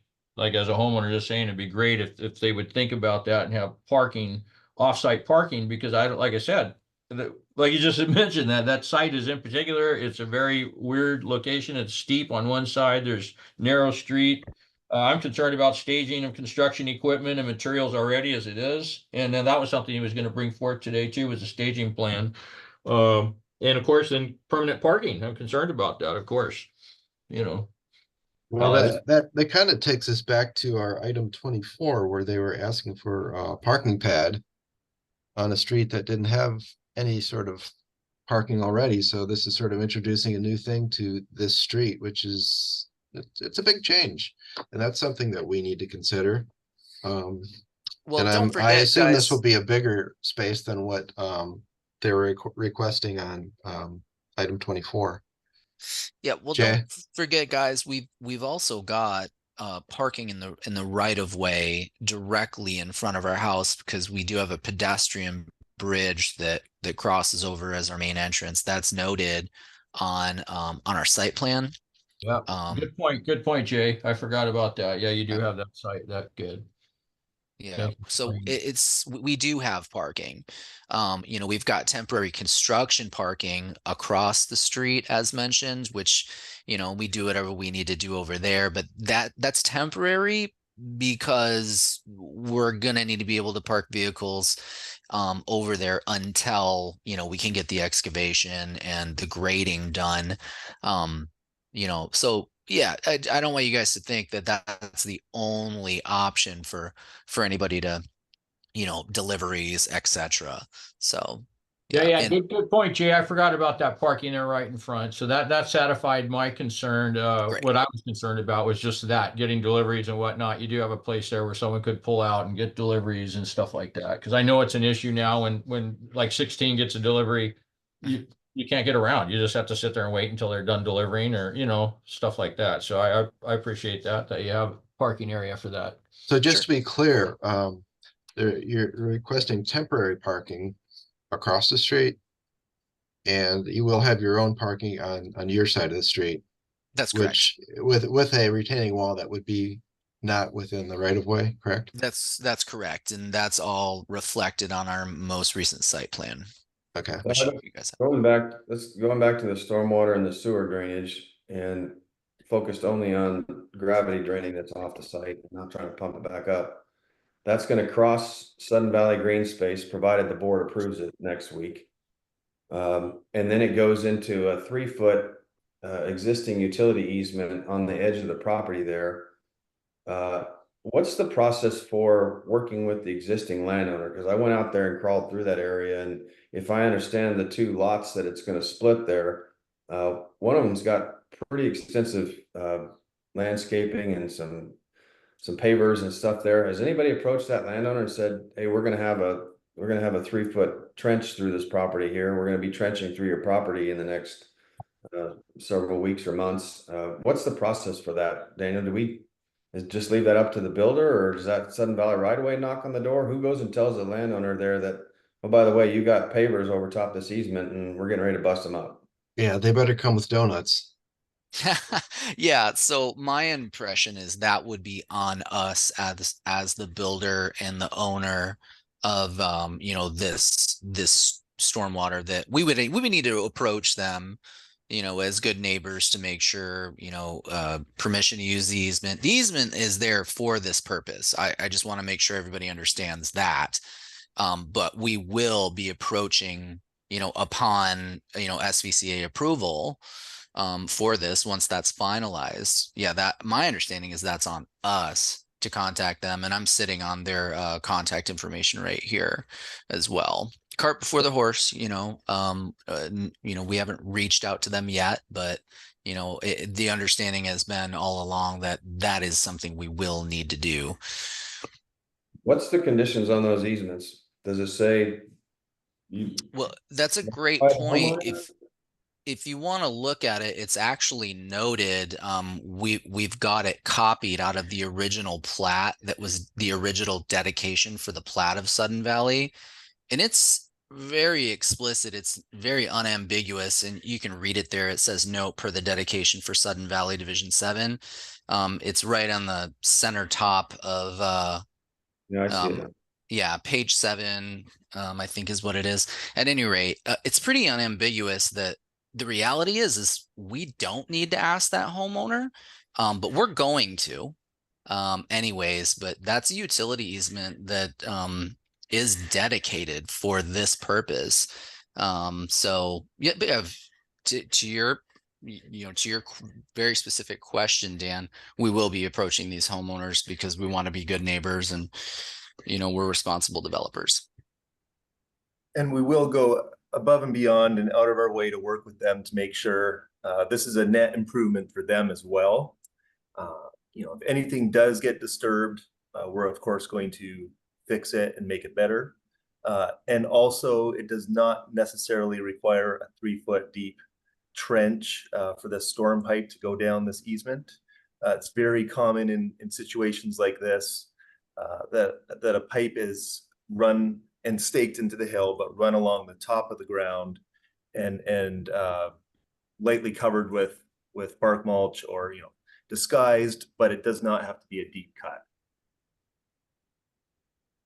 Well, I mean, Dan brings up a really good point. I mean, one of the things we are charged with as a committee is to ensure that there's not a big impact on the neighborhood. And if there are trees there or gardens or something that the neighbor really likes, the way they have it now, and your development disrupts that, I mean, I could see maybe a minimal disruption, but if it really impacts them and they really don't want you to do it, and as you stated, you can do it either way. I would think that it's incumbent upon us to consider those things and avoid that sort of problem with the neighbor. So I think Dan brings up a really good point that we need to consider. Is this going to affect neighboring properties, and what if it does? Yes. I don't know. I mean, like I said, I crawled back through there. Property lines weren't real clear, but if you kind of look at what looks like a natural property line, that neighbor's got some terraced pavers and gardens and all that. And I'm just thinking about, I don't want to approve something and then they get a knock on the door and say, we're going to disturb this. And I appreciate the fact that you guys recognize that if they've got something constructed over top of the easement, that there's some question as to whether you have an obligation to address that or not. But if you're going to work with them to make that right, I don't envy you in that conversation. If it's going through the area that I think it might be going through, I don't envy you in that conversation. Hopefully we can avoid that. There's also a lot of trees in there, so I don't know how that impacts the trees that it would go through. So yeah. So this is Aaron again. Can I just speak as to the overall engineering and the downhill versus uphill pumping? Yeah, go ahead. Yeah. So of course, to finish off that concept about the neighbor's property, even if there isn't technically an obligation on us to do so, we are planning to definitely work with the neighbor, get their permission, get their cooperate with them and work with them so that they're happy with the end result. That is our intent. So what we're asking for today is the conditional approval out of this committee, conditional approval from the ACC that if the SVCA board does approve crossing the park, and if we do work this out with this neighbor, our plan can go downhill as shown on our plan. The conditional approval would also be for if either of those two options do not work out with the SVCA board or with the downhill neighbor, if it just does, after further consultation with them, if there's just no way to make this work on their property and have them happy as well, we still do have our other option of pumping uphill. And I really want to speak to that. Respectfully, as the engineer who has designed many of these stormwater plans in Sudden Valley over the last number of years, Axe Engineering, as you know, many of our plans come through the board's approval every year. We have had to do pump up designs in many occasions. It's not ideal. We never like to pump stormwater. We do want to go downhill if at all possible, but it doesn't mean it's out of the question or not possible or not an ideal solution. We've gone to great lengths to engineer the entire storm system to make sure that whether it goes up or down, it will not be affecting the downslope, downstream neighbors. It will actually be improving the situation that currently exists. We have a geotechnical report and study that shows that currently these lots sheet flow and drain a lot of water downhill towards these lots. Post-development, we will be treating phosphorus treatment and detaining that water and then directing it to a suitable outfall location. And so that will intercept a lot of that water that is currently draining down towards these houses and take it away from draining onto their lots. In other situations where we've done this engineered pump up system, It's been for reasons where maybe there wasn't a green space behind, and there was an adjacent lot directly behind, etc. There's many reasons why there was just no downhill option. And we've designed these systems to pump up where we can show, we can run stormwater modeling and determine the exact flow that will be coming out of that pipe into the upstream ditch. And if necessary, if that flow is going to increase the flows in the upstream ditch enough, we can definitely propose ditch stabilization measures all the way down, working with maintenance to wherever that would be appropriate to upgrade that ditch and mitigate for those effects. So I just want to assure you that the uphill option is still a very viable option. It's been engineered. It's been looked at by multiple engineers, geotechnical professionals, stamped and signed off. Also reviewed by Whatcom County engineering and approved. And so we would respectfully request that, you know, with this conditional approval to go downhill, if anything is to deter the downhill option, that the uphill option is still also conditionally approved. And I could follow up and send many examples of past plans that we've provided that do pump up to the ditches in Sun Valley. This isn't the very first time, and I know it won't be the last. We have a lot of these lots coming through our office, even for the coming year, as the remaining lots in Sun Valley become much, you know, anything that's left that hasn't been built on yet is becoming much harder to develop. And there's going to be a lot more of these steep lots that are going to require pumping in certain circumstances. Well, I understand that. I mean, I work in California water. I know how, I mean, our entire system is built on the ability to pump water uphill, large volumes of it. And I mean, this standing joke is water will flow downhill until it has to go uphill towards money. So, yeah. I know you can move the water uphill. I'm not concerned about that from an engineering standpoint. I'm concerned about the impacts to the downstream, downslope neighbors if, you know, when that system fails. It's not a matter of if it's going to fail, the power is going to go out, there's going to be something happen there. And so I'm not in favor at all of the upslope up pumping option.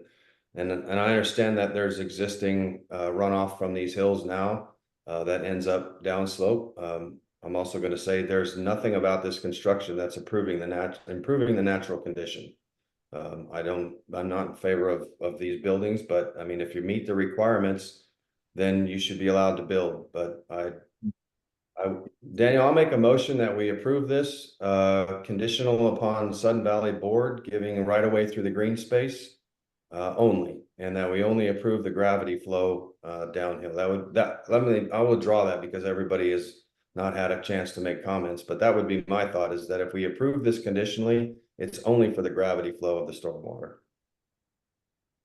And I want to point out that we're at just over 20 minutes in this conversation. Okay. Yeah, I echo Dan's sentiment on that.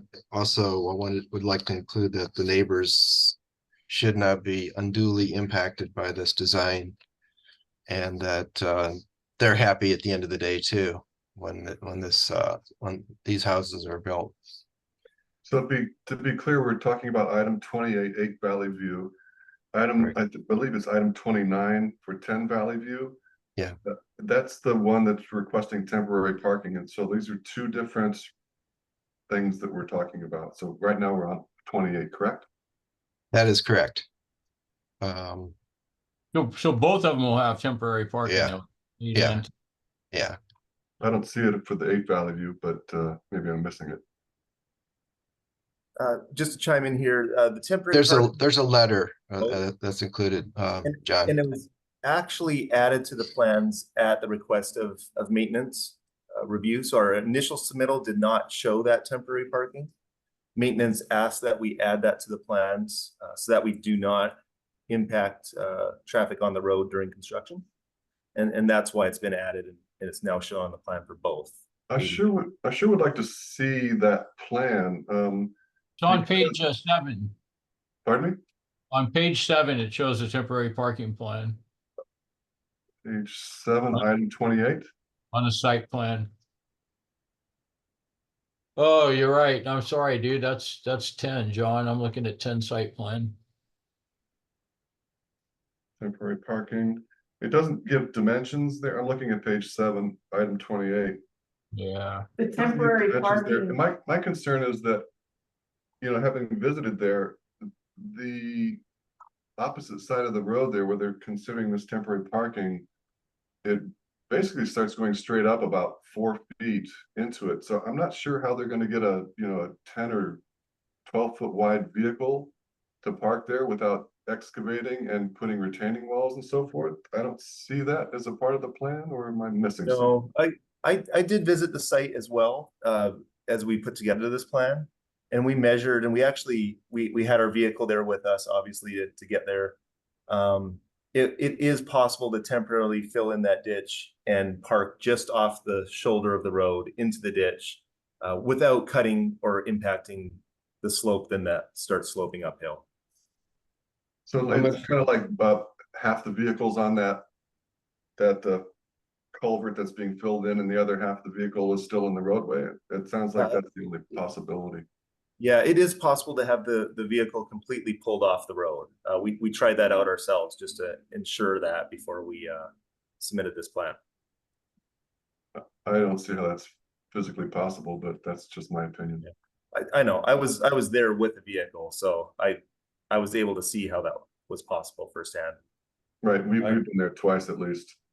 Yeah, I agree with you, John. I walk that street every day, and if you park a construction cement truck or something there, whoever's trying to squeeze by there is going to be hugging that right side of the cliff there. When they do that. No, yeah, we're definitely not talking about construction of cement trucks. We're talking about workers' vehicles as they're working on the construction of the house. And again, this is just for the initial portion of the construction until that permanent parking area has been constructed and established. Once that's in place, that area will be able to be used much better. Is that clarified somewhere in your documentation that this will last for what, 6 months or what? It states that that it's temporary parking and we'll be restoring the ditch afterwards. That's stated on there. Okay. But yeah. And so the duration of the It should be for the duration of the construction permit. So it sounds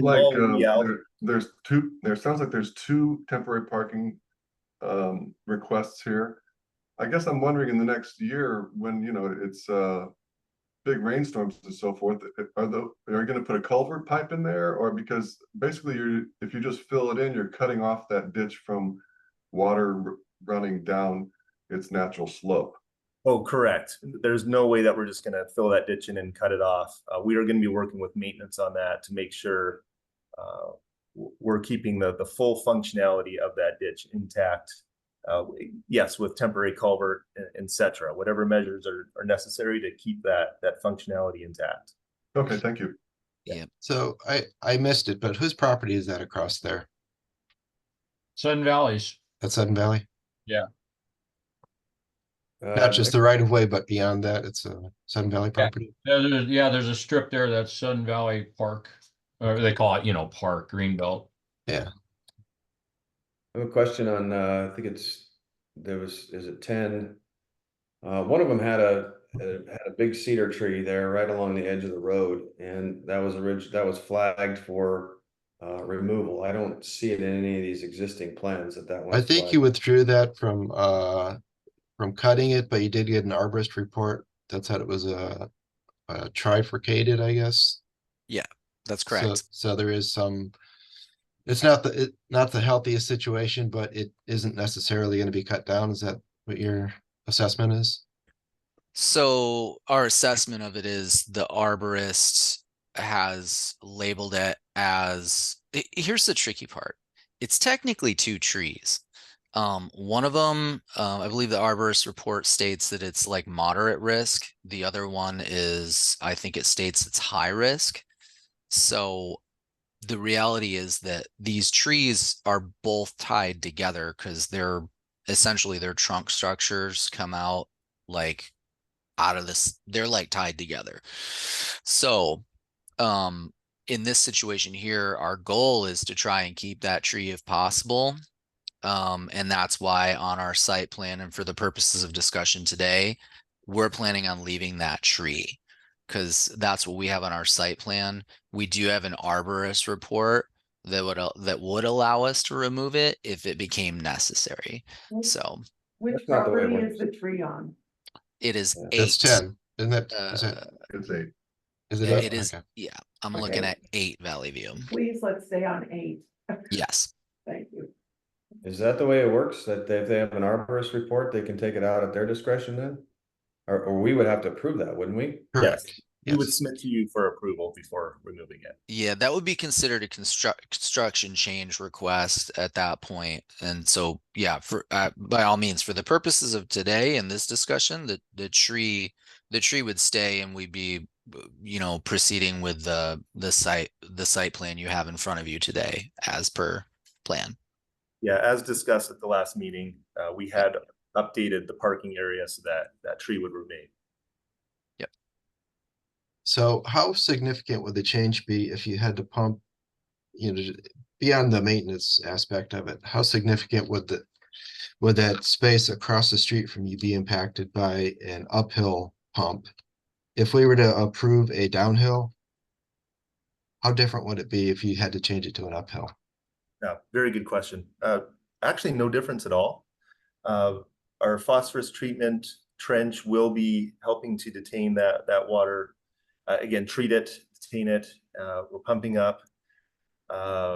We do have flow calculations that show that it won't be a very significant increase in the flows. Currently leaving the site going downhill, right? If we do go uphill, it is an increase because the water is not going uphill right now. If that increase is significant enough based on our modeling and in discussions with maintenance, we would definitely upgrade that ditch, not just at that location in front of our lot, but downstream to the next outfall location as necessary, upgrading it with riprap and armoring. But again, that we would be able to run modeling to show that the increase in flows in that ditch will not be that substantial. Yeah, it's not going to require a huge amount of armoring to mitigate this impact. So if the downhill flow is not approved, then there's additional work that needs to be done to show the impacts to pumping it up. So that's where and similar to the lots that came before us, the discussion before us was, again, we're asking for that conditional approval where that we would continue to work with maintenance and Sun Valley to make sure that, you know, the upgrades we do there are appropriate. Yeah, if we give any conditional approval, it's only for the downslope. There's too many variables on the upslope side to approve that today as well. I guess in my professional, I would be comfortable with conditional approval based on that down slope and the neighbors, you know, an amicable partnership with the neighbors that you'll be impacting. Yeah. In my professional capacity as an engineer who does a lot of these designs that pump it uphill, I just would really like to caution this committee about the precedents you'd be setting if you don't approve pumping uphill just because you don't like pumping uphill, because there is going to be very many other similar projects that are going to come before this board. And if the precedence is set that you're not going to approve pumping uphill, this is in a sense decreeing that those lots, those future lots, not even just this lot, are unbuildable. And I can't even begin to imagine the legal ramifications that would. I would not approve it based on that, but I would, if I were to not approve it, it would be based on what changes were made because to accommodate that our committee should be concerned with. I want to comment on that. I don't know what legal ramifications. I mean, don't throw lawyers and legal stuff out there unless you got something to back it up. These lots are examined by the ACC committee, I look at them for the impact to the existing homeowners in Sun Valley. That's who I feel I'm here to advocate for. I think in some cases, pumping up could be a solution. I'm most concerned about the downslope homeowners. So if there's a lot that doesn't have downslope homeownership below it or never will have, that's a different set of circumstances. In this case, you've got several established homes on the downslope. My responsibility, I feel, as an ACC member, is to look out for those people, make sure their best interests are protected. My role here is to not make sure every lot in Sun Valley gets built on. So don't confuse those two. Yeah, thank you, Dan. I appreciate that. I think, the bigger part of the discussion is, as long as there's not blanket decisions being made, and it sounds like you clarified they will be case by case. That's our only concern, because we just see a lot of pumping plans in the future that come through, the engineering office here. So just a cautionary. Daniel's been very clear from the get-go that since I joined this committee, that we look at all these things on a case-by-case basis, filtered through a matrix of guidelines that we have, but it's all done on a case-by-case basis, looking at the impacts of the neighborhood and the neighbors, and that's what we're doing here. So that's great. I think I would make a motion to conditionally approve this. Dan, well, let's hear what Keith has to say first, please. Yeah, Keith? real quick. Yeah, before you make your motion, I just want to make sure that we get a couple things clear that I wanted cleared. Was one of the issues I had was the 2 trees that are on my property that right by the foundation. And also that big cedar that is 2 trees joined together up there that Jay was mentioning. I actually have one on my property that was 2 trees, same thing. I cut the 1 tree out and was managed to save the cedar. That tree up there, like I said before, that is on Sudden Valley property. It is going to be, like he's already got an arborist report saying that it is somewhat high risk and a moderate risk. I think that they should be required to take that tree down as part of their build. That's just my opinion. It's of course up to the ACC. But my 2 trees, I'm requesting that those 2 be taken down that we've mentioned, and they are marked, they are ribboned, forest construction. And I also wanted to we didn't talk about a staging area for any materials and things like that on a site plan. Where were you thinking of staging these things? Materials, deliveries, and so forth, because of the street, the location of everything. I'm just curious what his plan was on that. Yeah, I know you Keith, spent a lot of time on this. Go ahead, yes. Keith, where are those trees in relation to the neighbor's property? Your trees? They are right almost on the property line. It's the true trees that he marked with the green ribbon. Okay. But they're not labeled here as removed. They're on their this is the 10 site plan. They're on the 8 site plan. I don't have 8. This is 10 I'm looking at. Page 7 is a 10 site plan that John pointed out. Yeah, I see. Yeah, I don't have the 8 site plan here on the ones that Diane just sent out. I only see 10 on here. Well, if you're looking at page 7 of item 28, that is 8 Valley View Circle. I only have 7 of 19. I don't have 7 of 28. Let me try to see if I can find it. Yeah, I think you might be looking at a different, maybe the other agenda item for today.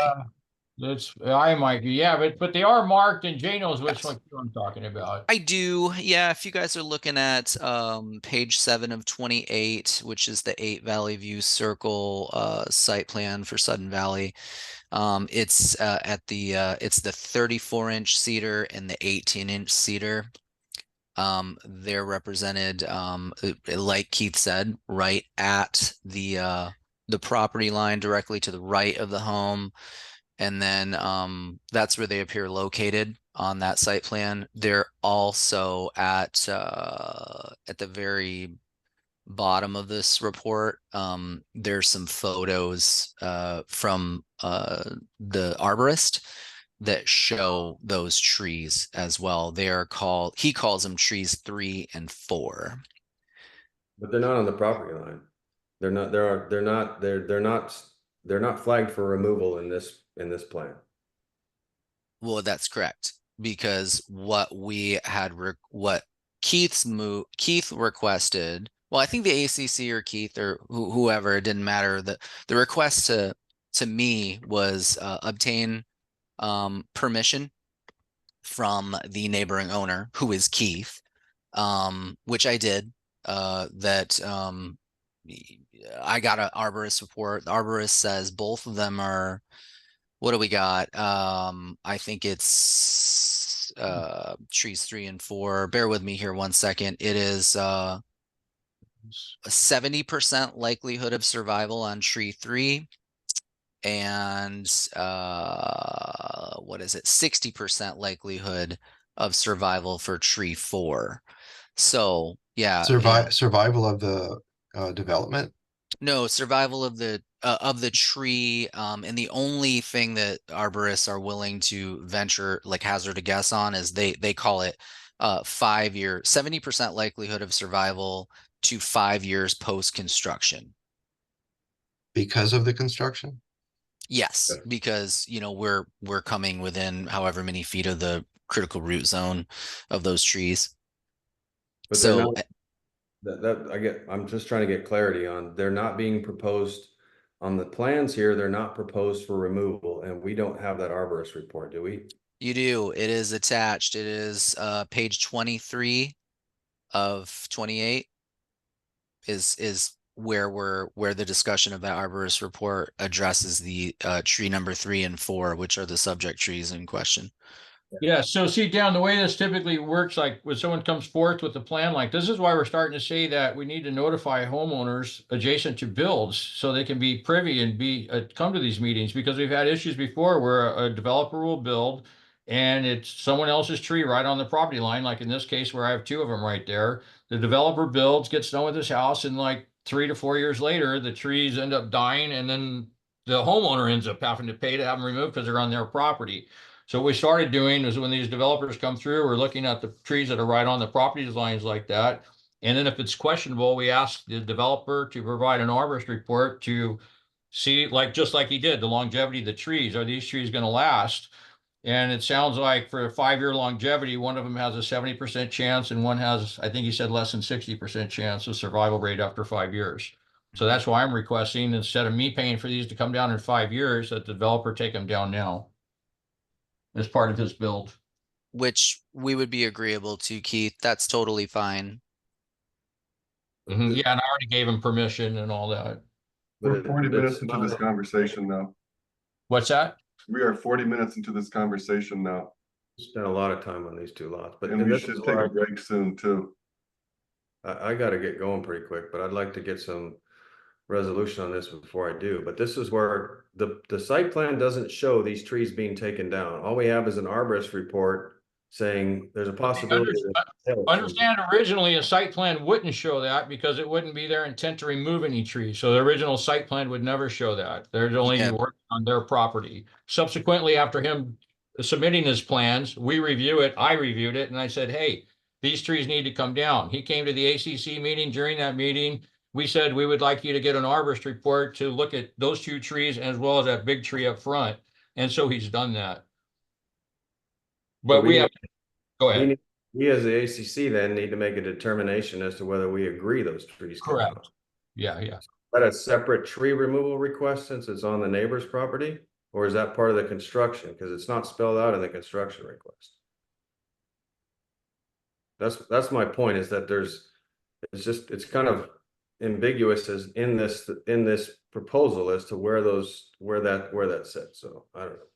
Well, I guess the point is that none of these trees belong to Sovereign Homes. 2 of them are Keith's, and 1 of them is technically Sudden Valley because it's right on the road in the right of way. So if you guys tell me to remove those trees today, great. They're already flagged. We haven't started clearing the lot yet, obviously, so it's not a problem. We can do that.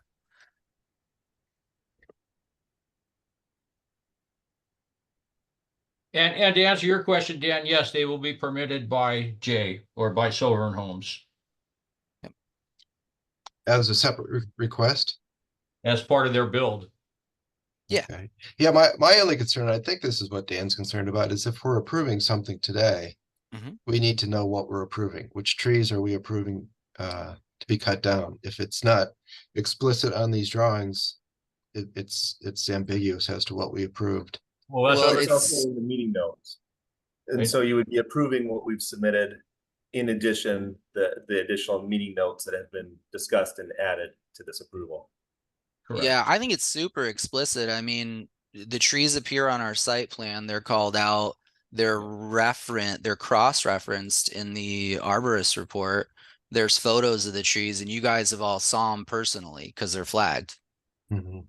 Yep, but it's not super explicit. You got to read through this thing and then you got to infer that, okay, there's trees that are flagged. They're not on the site plan. There's an arborist report. You got to draw by inference that those are coming out. We've got 28 items on this agenda. If somebody has a request to do something, it needs to be specifically spelled out. So is the request from the builder to remove these 3 trees in addition to what's already flagged on the site plan? No, this was not the request of the builder. The builder, we submitted what we wanted to remove, and then we've been requested by the adjacent homeowner to remove these additional 2. Which we agreed to do. So I don't see the issue. So, to sort of summarize, 8 Valley View, item 28, when I'm looking at page 1 on comments, item number 10 says obtain permission from the neighbor to remove the tree on the right side of the property. That's what we're speaking of now. Do we need to get written approval from Keith? We have verbal approval right now, and we have sort of an implicit commitment from Sovereign Homes to remove those trees, but nothing explicit, which is what Dan is calling out right now. So Yes, Well, I did I give have- written approval to Jay. you That's did. correct. Great, I did. excellent. Okay, does Joel have a copy of that approval letter? Yeah, I emailed it to you guys. Okay, so it will be in the file. So I think if we, let's just say we approve this, at least as far as the comments, item number 10, it seems to have hit that threshold of written approval, commitment by the Sovereign Homes to remove those 2 trees, if I'm reading that correctly. I agree. Think so. That's correct. No, we're not talking about the one in Sudden Valley right away, though. No, not yet. The cedar. That's item 9 comments. Yeah, page that's 9. not a request of the neighbor. That's a request of the developer. At this point, we're not requesting that. We're showing it as to remain. Okay. If we do request to remove it, that would be coming back at a later date to this committee and officially requesting that to be removed with the arborist report that we have. Yep. Our intention is to keep it at all costs, but Well- if it does become a hazard, then we'll be back before this committee. Okay, so we need to make all that clear in our motion because it's not clear in the documentation we have. The arborist report, if I read this correctly, page 22, tree number 1, it says it's a high risk for partial crown failure or complete failure.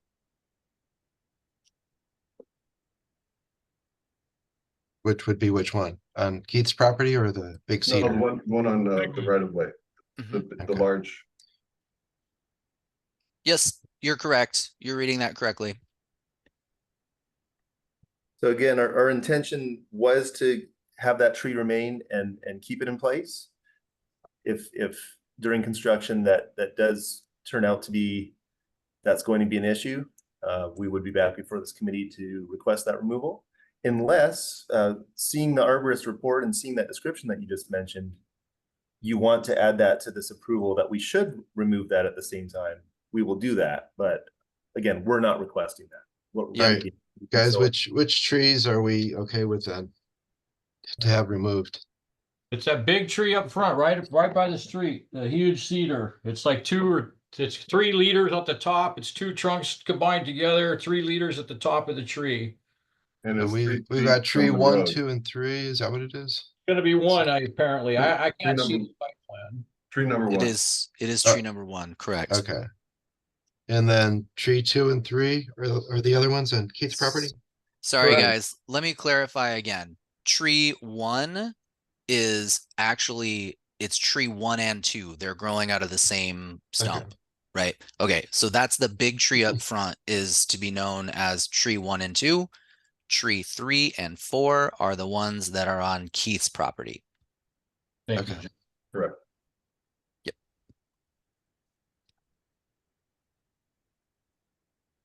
So tree 3 and 4 are the ones that the arborist said could have a potential failure down the road somewhere.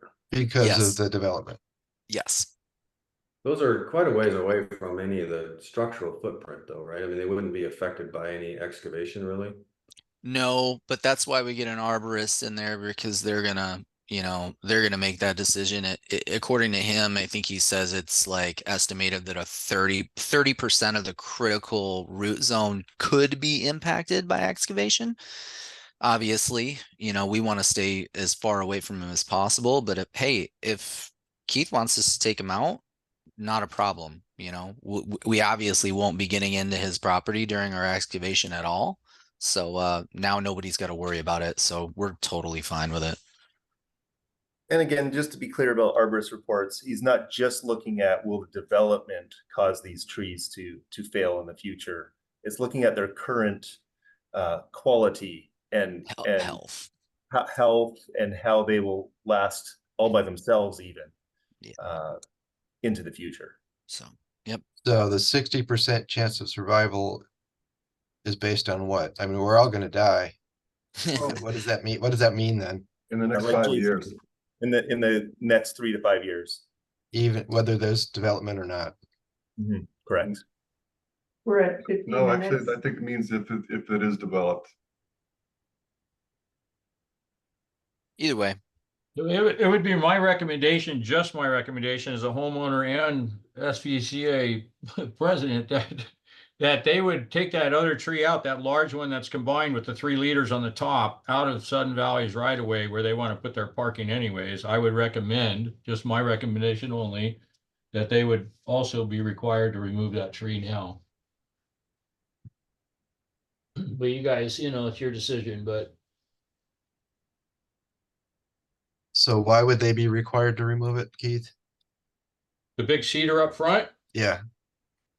Because if they don't, you just heard it was high risk of failure from the arborist.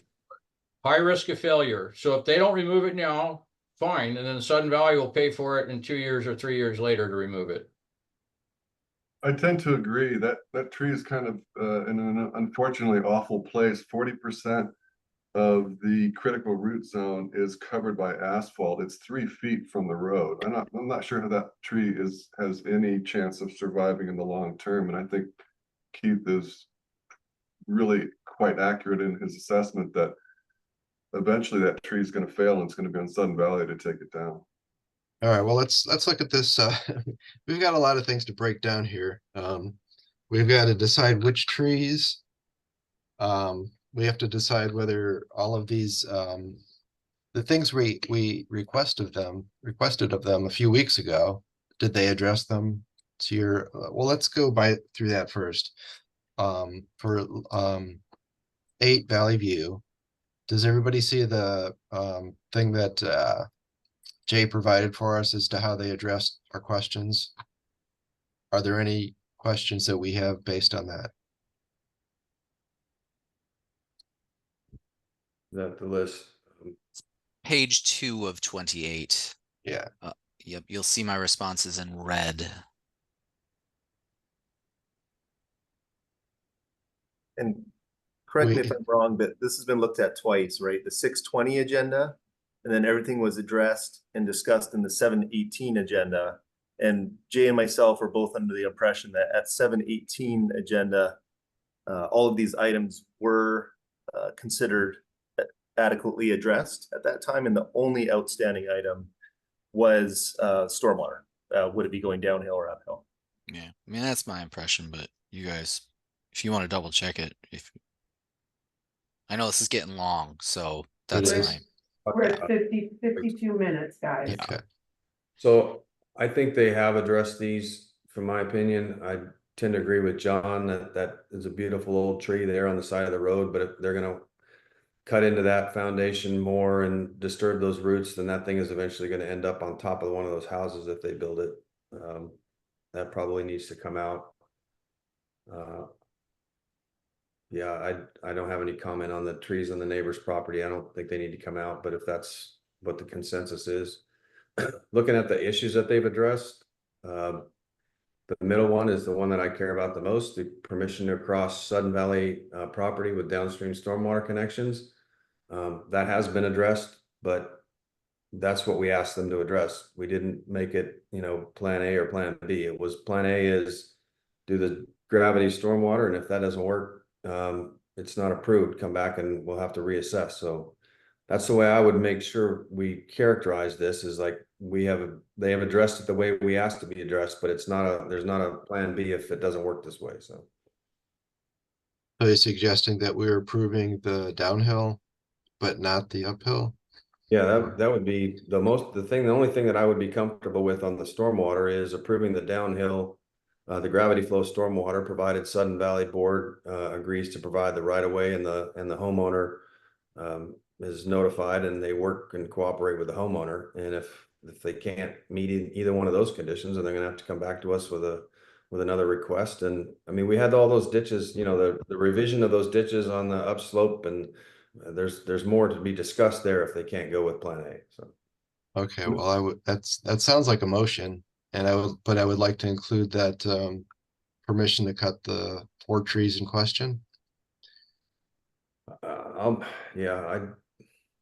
Okay, I'll make a motion to approve the request for construction with the clarification that trees 1, 2, 3, and 4 are also to be removed, and that the approval is contingent upon Sudden Valley granting easement across the green space for the stormwater, and that the homeowner they cooperate with the homeowner whose right away they're going to need, and that is the approval, and that there's no contingency for going pump up on the stormwater. If Sudden Valley Board decides they can't approve that, then the builder needs to come back with another plan and another discussion. So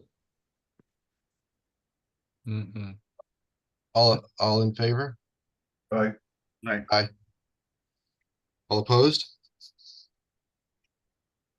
Joe Jean has to leave. Okay. All right, well, let's look at the next one, number 10, Valley View, which is essentially the same situation except for the trees. Is that correct?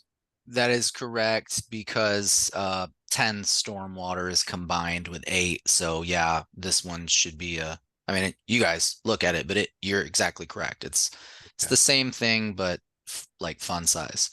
Smaller. Just want to throw something else out there. I mean, you're touching the limit on the height. Are you confident that you're going to be under the 20 there? Oh yeah, that area there that you're talking about, I guess you're bouncing off of the driveway. Is that correct? Joel has confirmed that. That's what I'm hanging my hat on. Okay. And when he comes out there in a year with his level and finds out it's 21 feet, what are you gonna do? Chop part of it off? No, we're gonna be very explicit about getting it right the first time. Okay. That's what we've been approved for. So okay. So can I get a motion on this?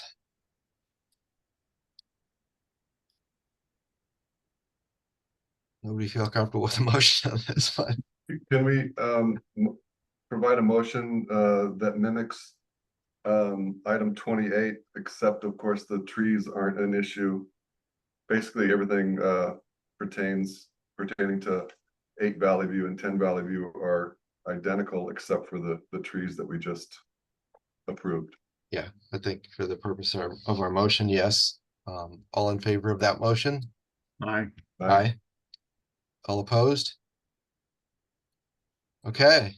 Well, I think you guys understand our concerns overall, and Yes. going forward with these properties and properties in the future. I mean, we take these considerations very seriously, and we appreciate you guys working with us, and we'll be hammering these things out in the future. that sounds great. I really appreciate you guys too. Thank you for the discussion, and yeah, hanging with it. Really appreciate it. All right. Thanks, Jay. Aaron. Yes, thank you. Thank you all. We really appreciate it. And likewise, we take it seriously as well. Okay, Thanks. great. Thank you. Thanks, Okay. Keith. Thank you, everyone. Thank you. Right. Oh, you're down to John Gordon's items. Okay. Yeah, let's Can we hit take a those. break? Can we take, Yeah, I'm sorry, John. take 5? 5 minutes. Thank you.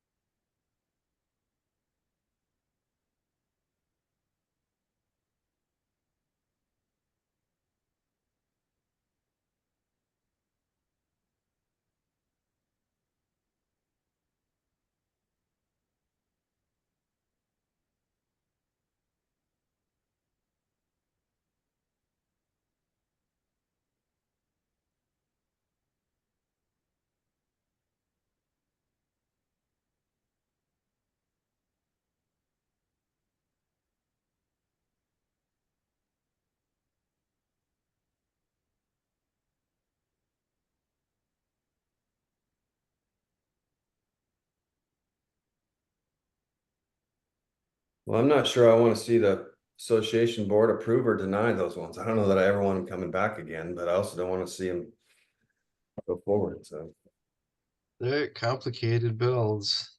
yeah. Man, we're gonna be seeing more and more like that, I guess. I mean, Well, I think we need to There be. needs to be some decisions made that we don't have to keep hashing these over and over again. We probably spent 4 hours in total with these guys on this thing, and that's. And it still doesn't feel good. No, I didn't feel good about making the motion, but I was concerned that they were gonna think that they had carte blanche to just go up or down or all around if they didn't get what they wanted, so. I mean, the idea that, oh, it was explicit in their request that we were gonna whack these trees down. No, it wasn't explicit. It was, there was trees that were explicitly called to be removed, and then the other ones were by inference. Yeah. I don't know. I spent my career working in California water, which is nothing but lawyers and litigation. When you start talking about you're going to have legal ramifications by not allowing, you better come with something substantial there. Otherwise, don't start. Yeah, I was glad you reiterated our mission is to look at each one of these properties on their own, because we do, and we have to. I mean, every house here is completely different, even though these two are right next to each other. They've got their differences too, but We're over 5 minutes on the break. Okay. Everybody Sorry. back? We got Patrick, you said Joe Jean left? Yes, she wasn't feeling well. Okay. I gotta jump in about 15 minutes too. So. Okay. Well, let's talk to John real quick here. And I think he's got what, 4 properties? Yeah, one's a new construction, 101 Polo Park. Which item? Oh, there's a new construction too? Which one is it? He has a comment. It's not on the agenda. Oh, okay. Sorry. Okay. But we need to make it quick, John, because it's not on the agenda. Well, it should be on the agenda. Well, it's not. Why would it be on there? What item are we talking about? We Because- don't have it because he doesn't. You have couldn't, his- you couldn't do it last time because you didn't have the arborist report yet. Do we have the arborist report? Yes, I do not have it. and I it have is to not- send it to you. It came in this morning. Okay, well, it's not on the agenda. It will be on the next agenda. And it's not on this meeting unless Danny wants to do something else. Let's go to item 11.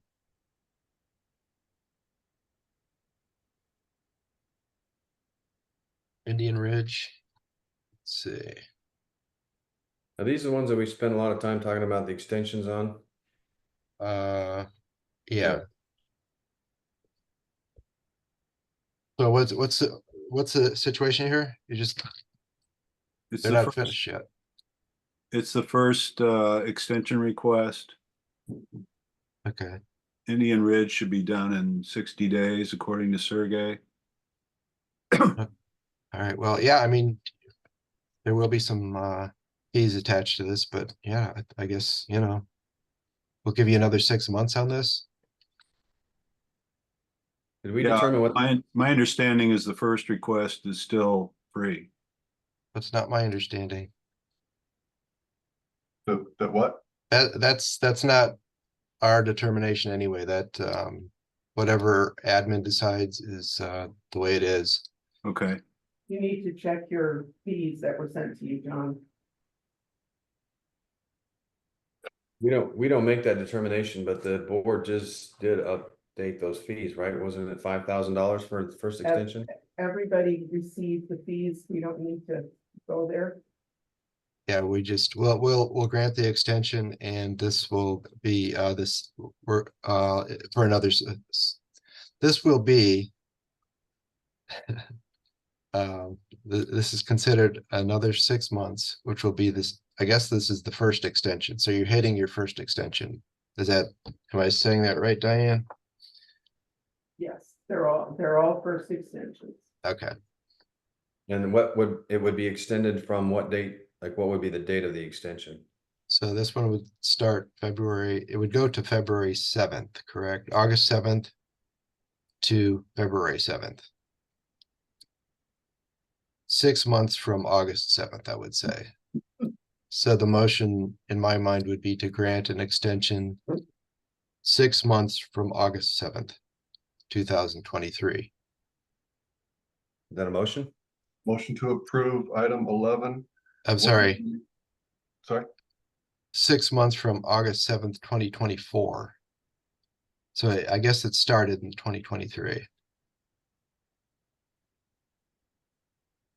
Okay, who made the motion or is making the motion? I'm trying to formulate it based on what's written here.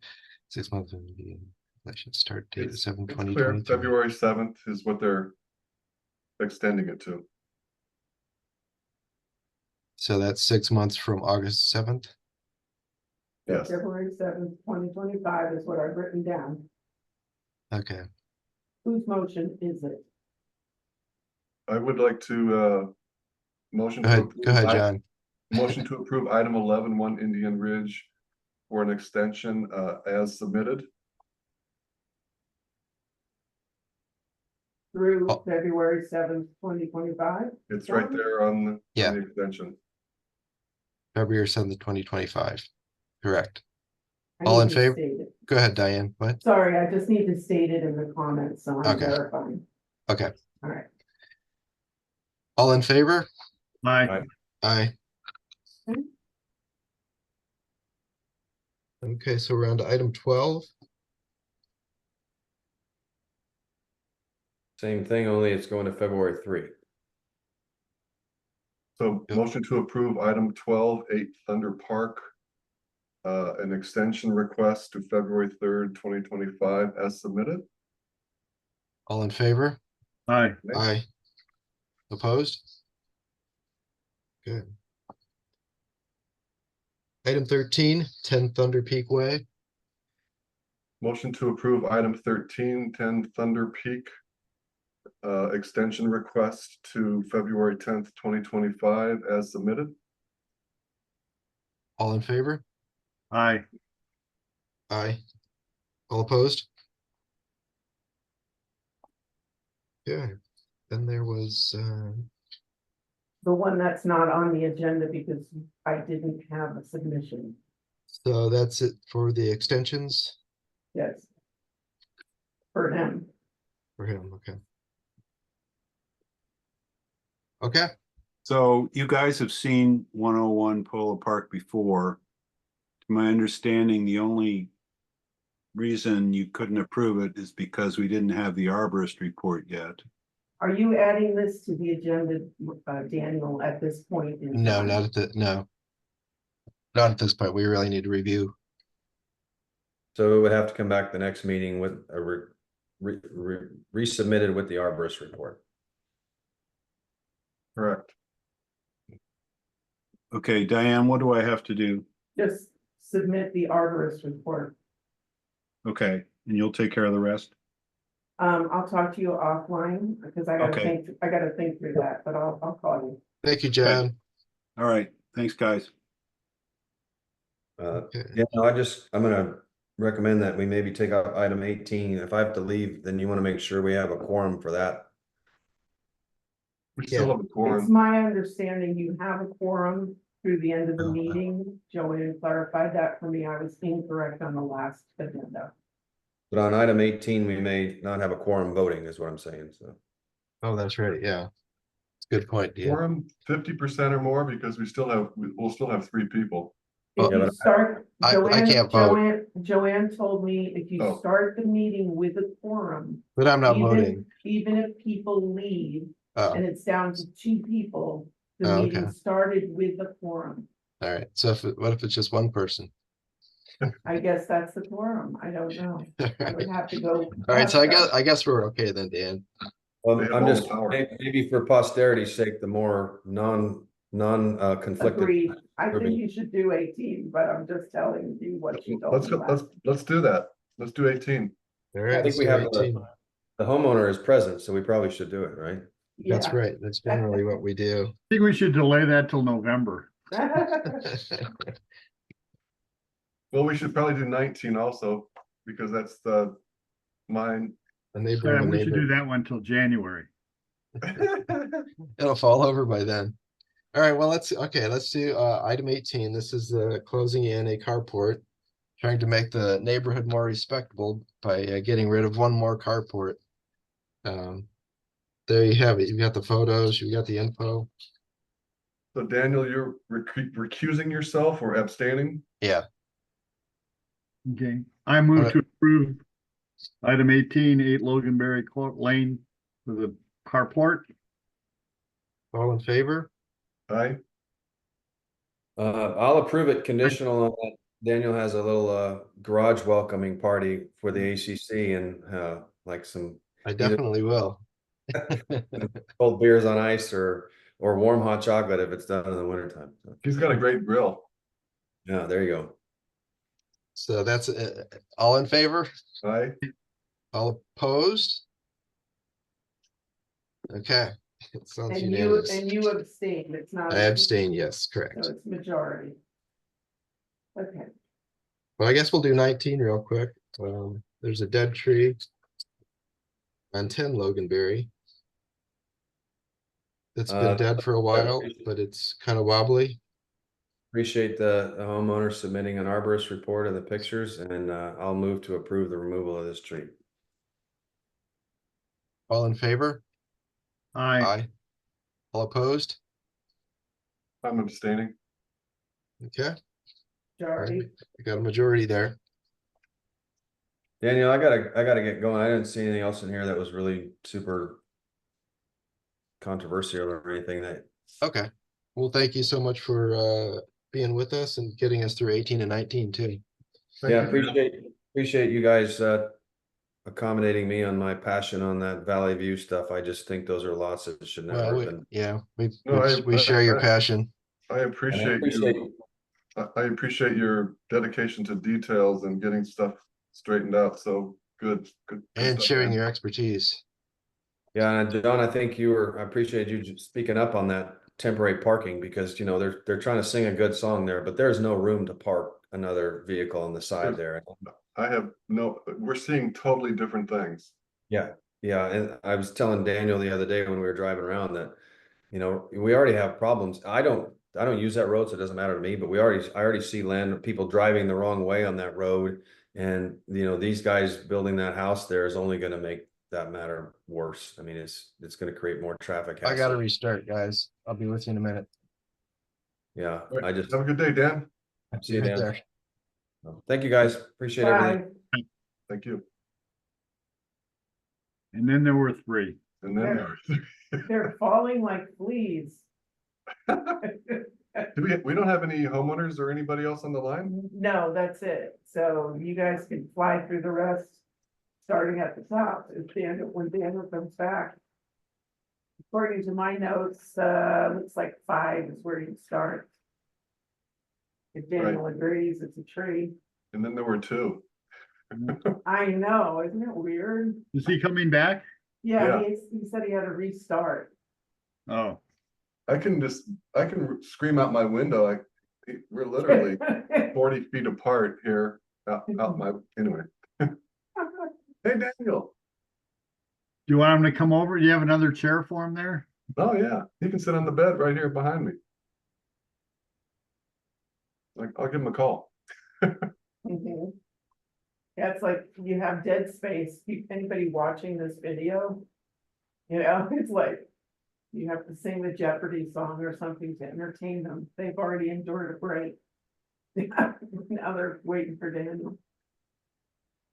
I know we're going to discuss it when he gets back, but if we're going for item 5 and 6, they are the same owner. And I think what we thought was a good idea is for him to get an arborist report on all of these trees in question. And that's my sort of starting point, but we'll wait for Daniel. Yeah, I think we all had agreed to that, to get an arborist report on them.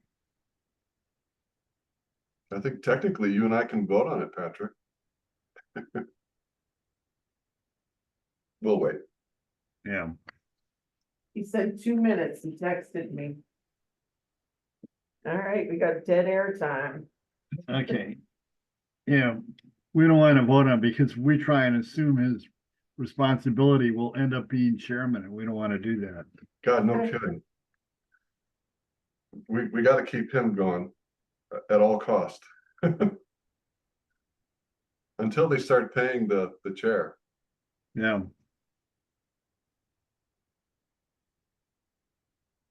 I talked to Joe Jean about her cleaning the toilets on the golf course so that we could have the maintenance truck to travel around on. And she said that she doesn't clean her own toilets. She has some pen. So I said, then she needs to go ahead and get those to go ahead and do it, and she agreed. He's back. I'm back. I built my own computer and I have a water cooling system in it. And the pump in it needs to be replaced. So it was making some noise. That is so geeky. That is total geekdom. Well, that's right, you can relate.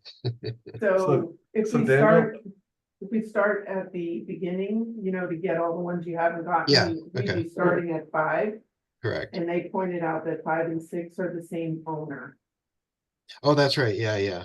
And we were just briefly, in your absence, just, I mentioned, I think we were in general agreement, we can agree to it now or not, that these two properties needed an arborist report before we're gonna take any action on it. That was my understanding. Yeah. Okay. I mean, all the trees looked healthy.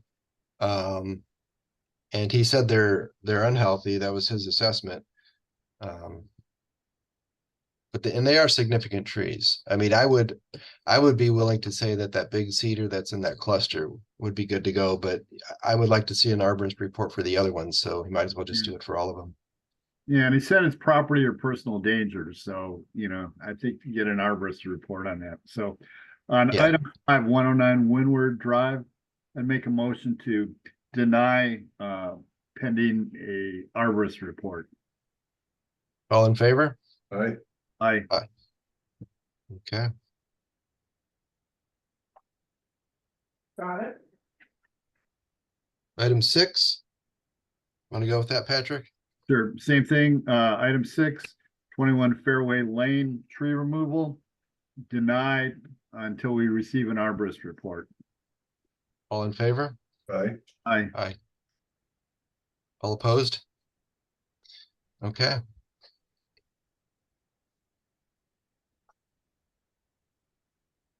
Item 7, deck railing. Looked like a dangerous situation. I'd like to, unless there's discussion, I'd like to propose item. What's the wording? Approved. Approved. Right.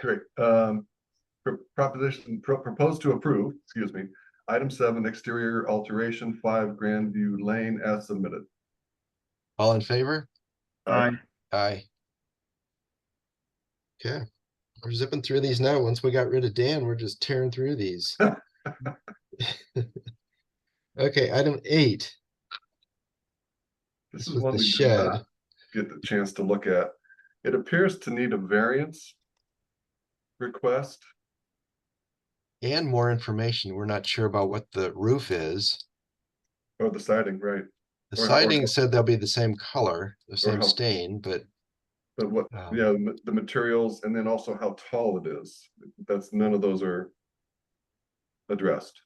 Well, I mean, it's going to be attached to the house, so I don't think, does it matter then about the size of it if it's being attached to the house? I don't think that's as important as the roof in my mind, because Right. I've got a neighbor who started putting up corrugated tin roofs on all his attachments to his house, and I want to make sure that doesn't happen here. Is that So, John? Well, no, I think no, if we're- he's got his own problems. I think if we're asking for details, that would be a good one. I think if Dan were here, he would say he's not so much, he would only be worried about the height of the roof and the size if it were visible to neighbors and so forth. Yeah, I don't think we need a variance, but I would like more information. Well, the variance is 112 square feet they're asking. Well, it's not really it's attached to the house, so I'm not sure that really. It seems like a construction request to me, but Right. as it is, I would say we don't need a variance, but more information. And the more information is roof and siding materials and how tall will it be? Yes. And So go ahead. So I think that was a motion in there from John. John's motion, okay. And the motion is to.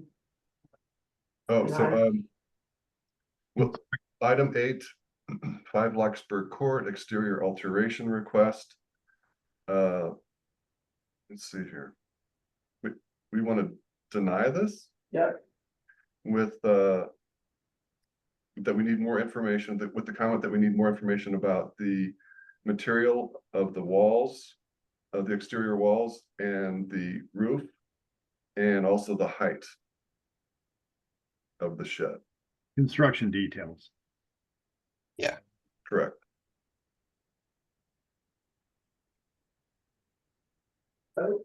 All in favor? Aye. Aye. Okay. Thank you for that one, John. So now we are down to 14. Is that right? Yep. Yes. I'm sorry, I'm trying to pull that back up again.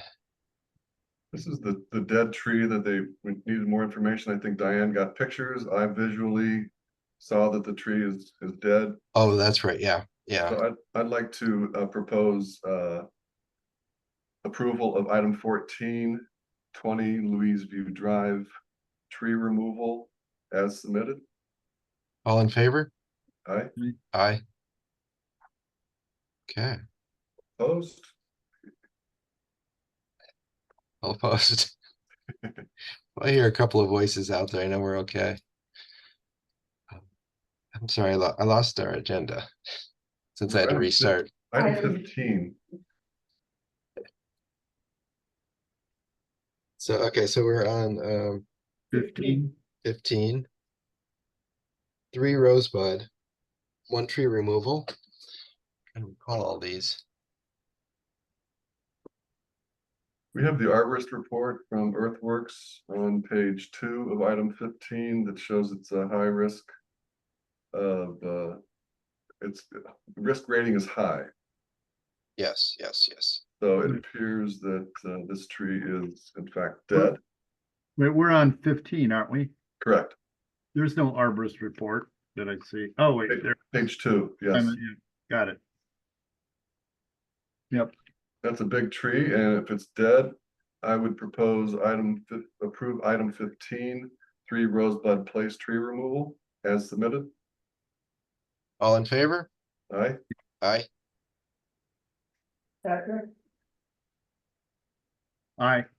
Was aye. Item 16, tree removal, 32 Bramble Way.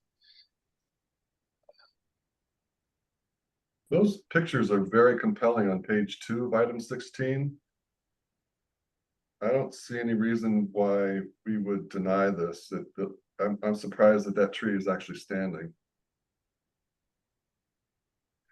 I guess if there's a question about property line or setbacks or easements, that's another question, and I don't think it's clearly defined here. Like, any comments? No comments. I'm sorry, guys. I'm trying to find my electric version of the agenda. That's why I'm lagging here. It's item 16 again. Okay, I move to approve 32 Bramble Way, the tree removal as submitted. All in favor? Aye. Aye. Number 17 was just the variance request. This is something we approved. We just needed to get it in and make it legal. I move to approve item 17. All in favor? Aye. Aye. I'm going to abstain. Okay. Why are you abstaining? As I mentioned last time where I abstained, it's due to principle and precedence. Okay. Item 25, 16 yearling, removing 2 trees, which I made a note that maybe they could just trim these trees. What about 20? Do we do 20? Did we do 20? We removed that because they are not Oh, that's homeowners right. yet. Sorry, Not the my homeowners. bad. No, you mentioned it earlier. Yeah. Nobody's bad. You're good. You're good. Okay, thanks. The arborist report here has those trees as high risk, tree 1 and tree 2. On page 5, item 25. Yeah, hold on, let me. High risk, however.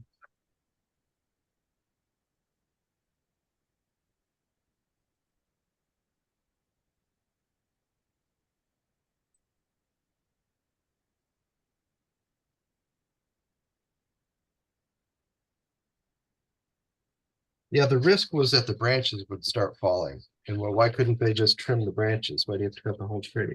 My branches fall all the time. That's why I got them trimmed back.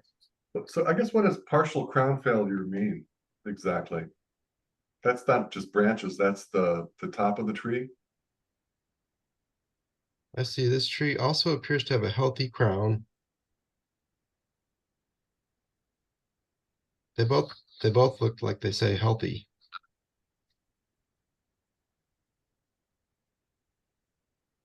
Where do you see crown failure? Right below that, the second paragraph in each Oh. one of those. The track risk rating for tree one Okay. is high for both of those. And the failure would be. I'm not sure what that means. I mean, on the top, it says the crown appears to be healthy in terms of foliage, color, and density. However, some limbs are hanging.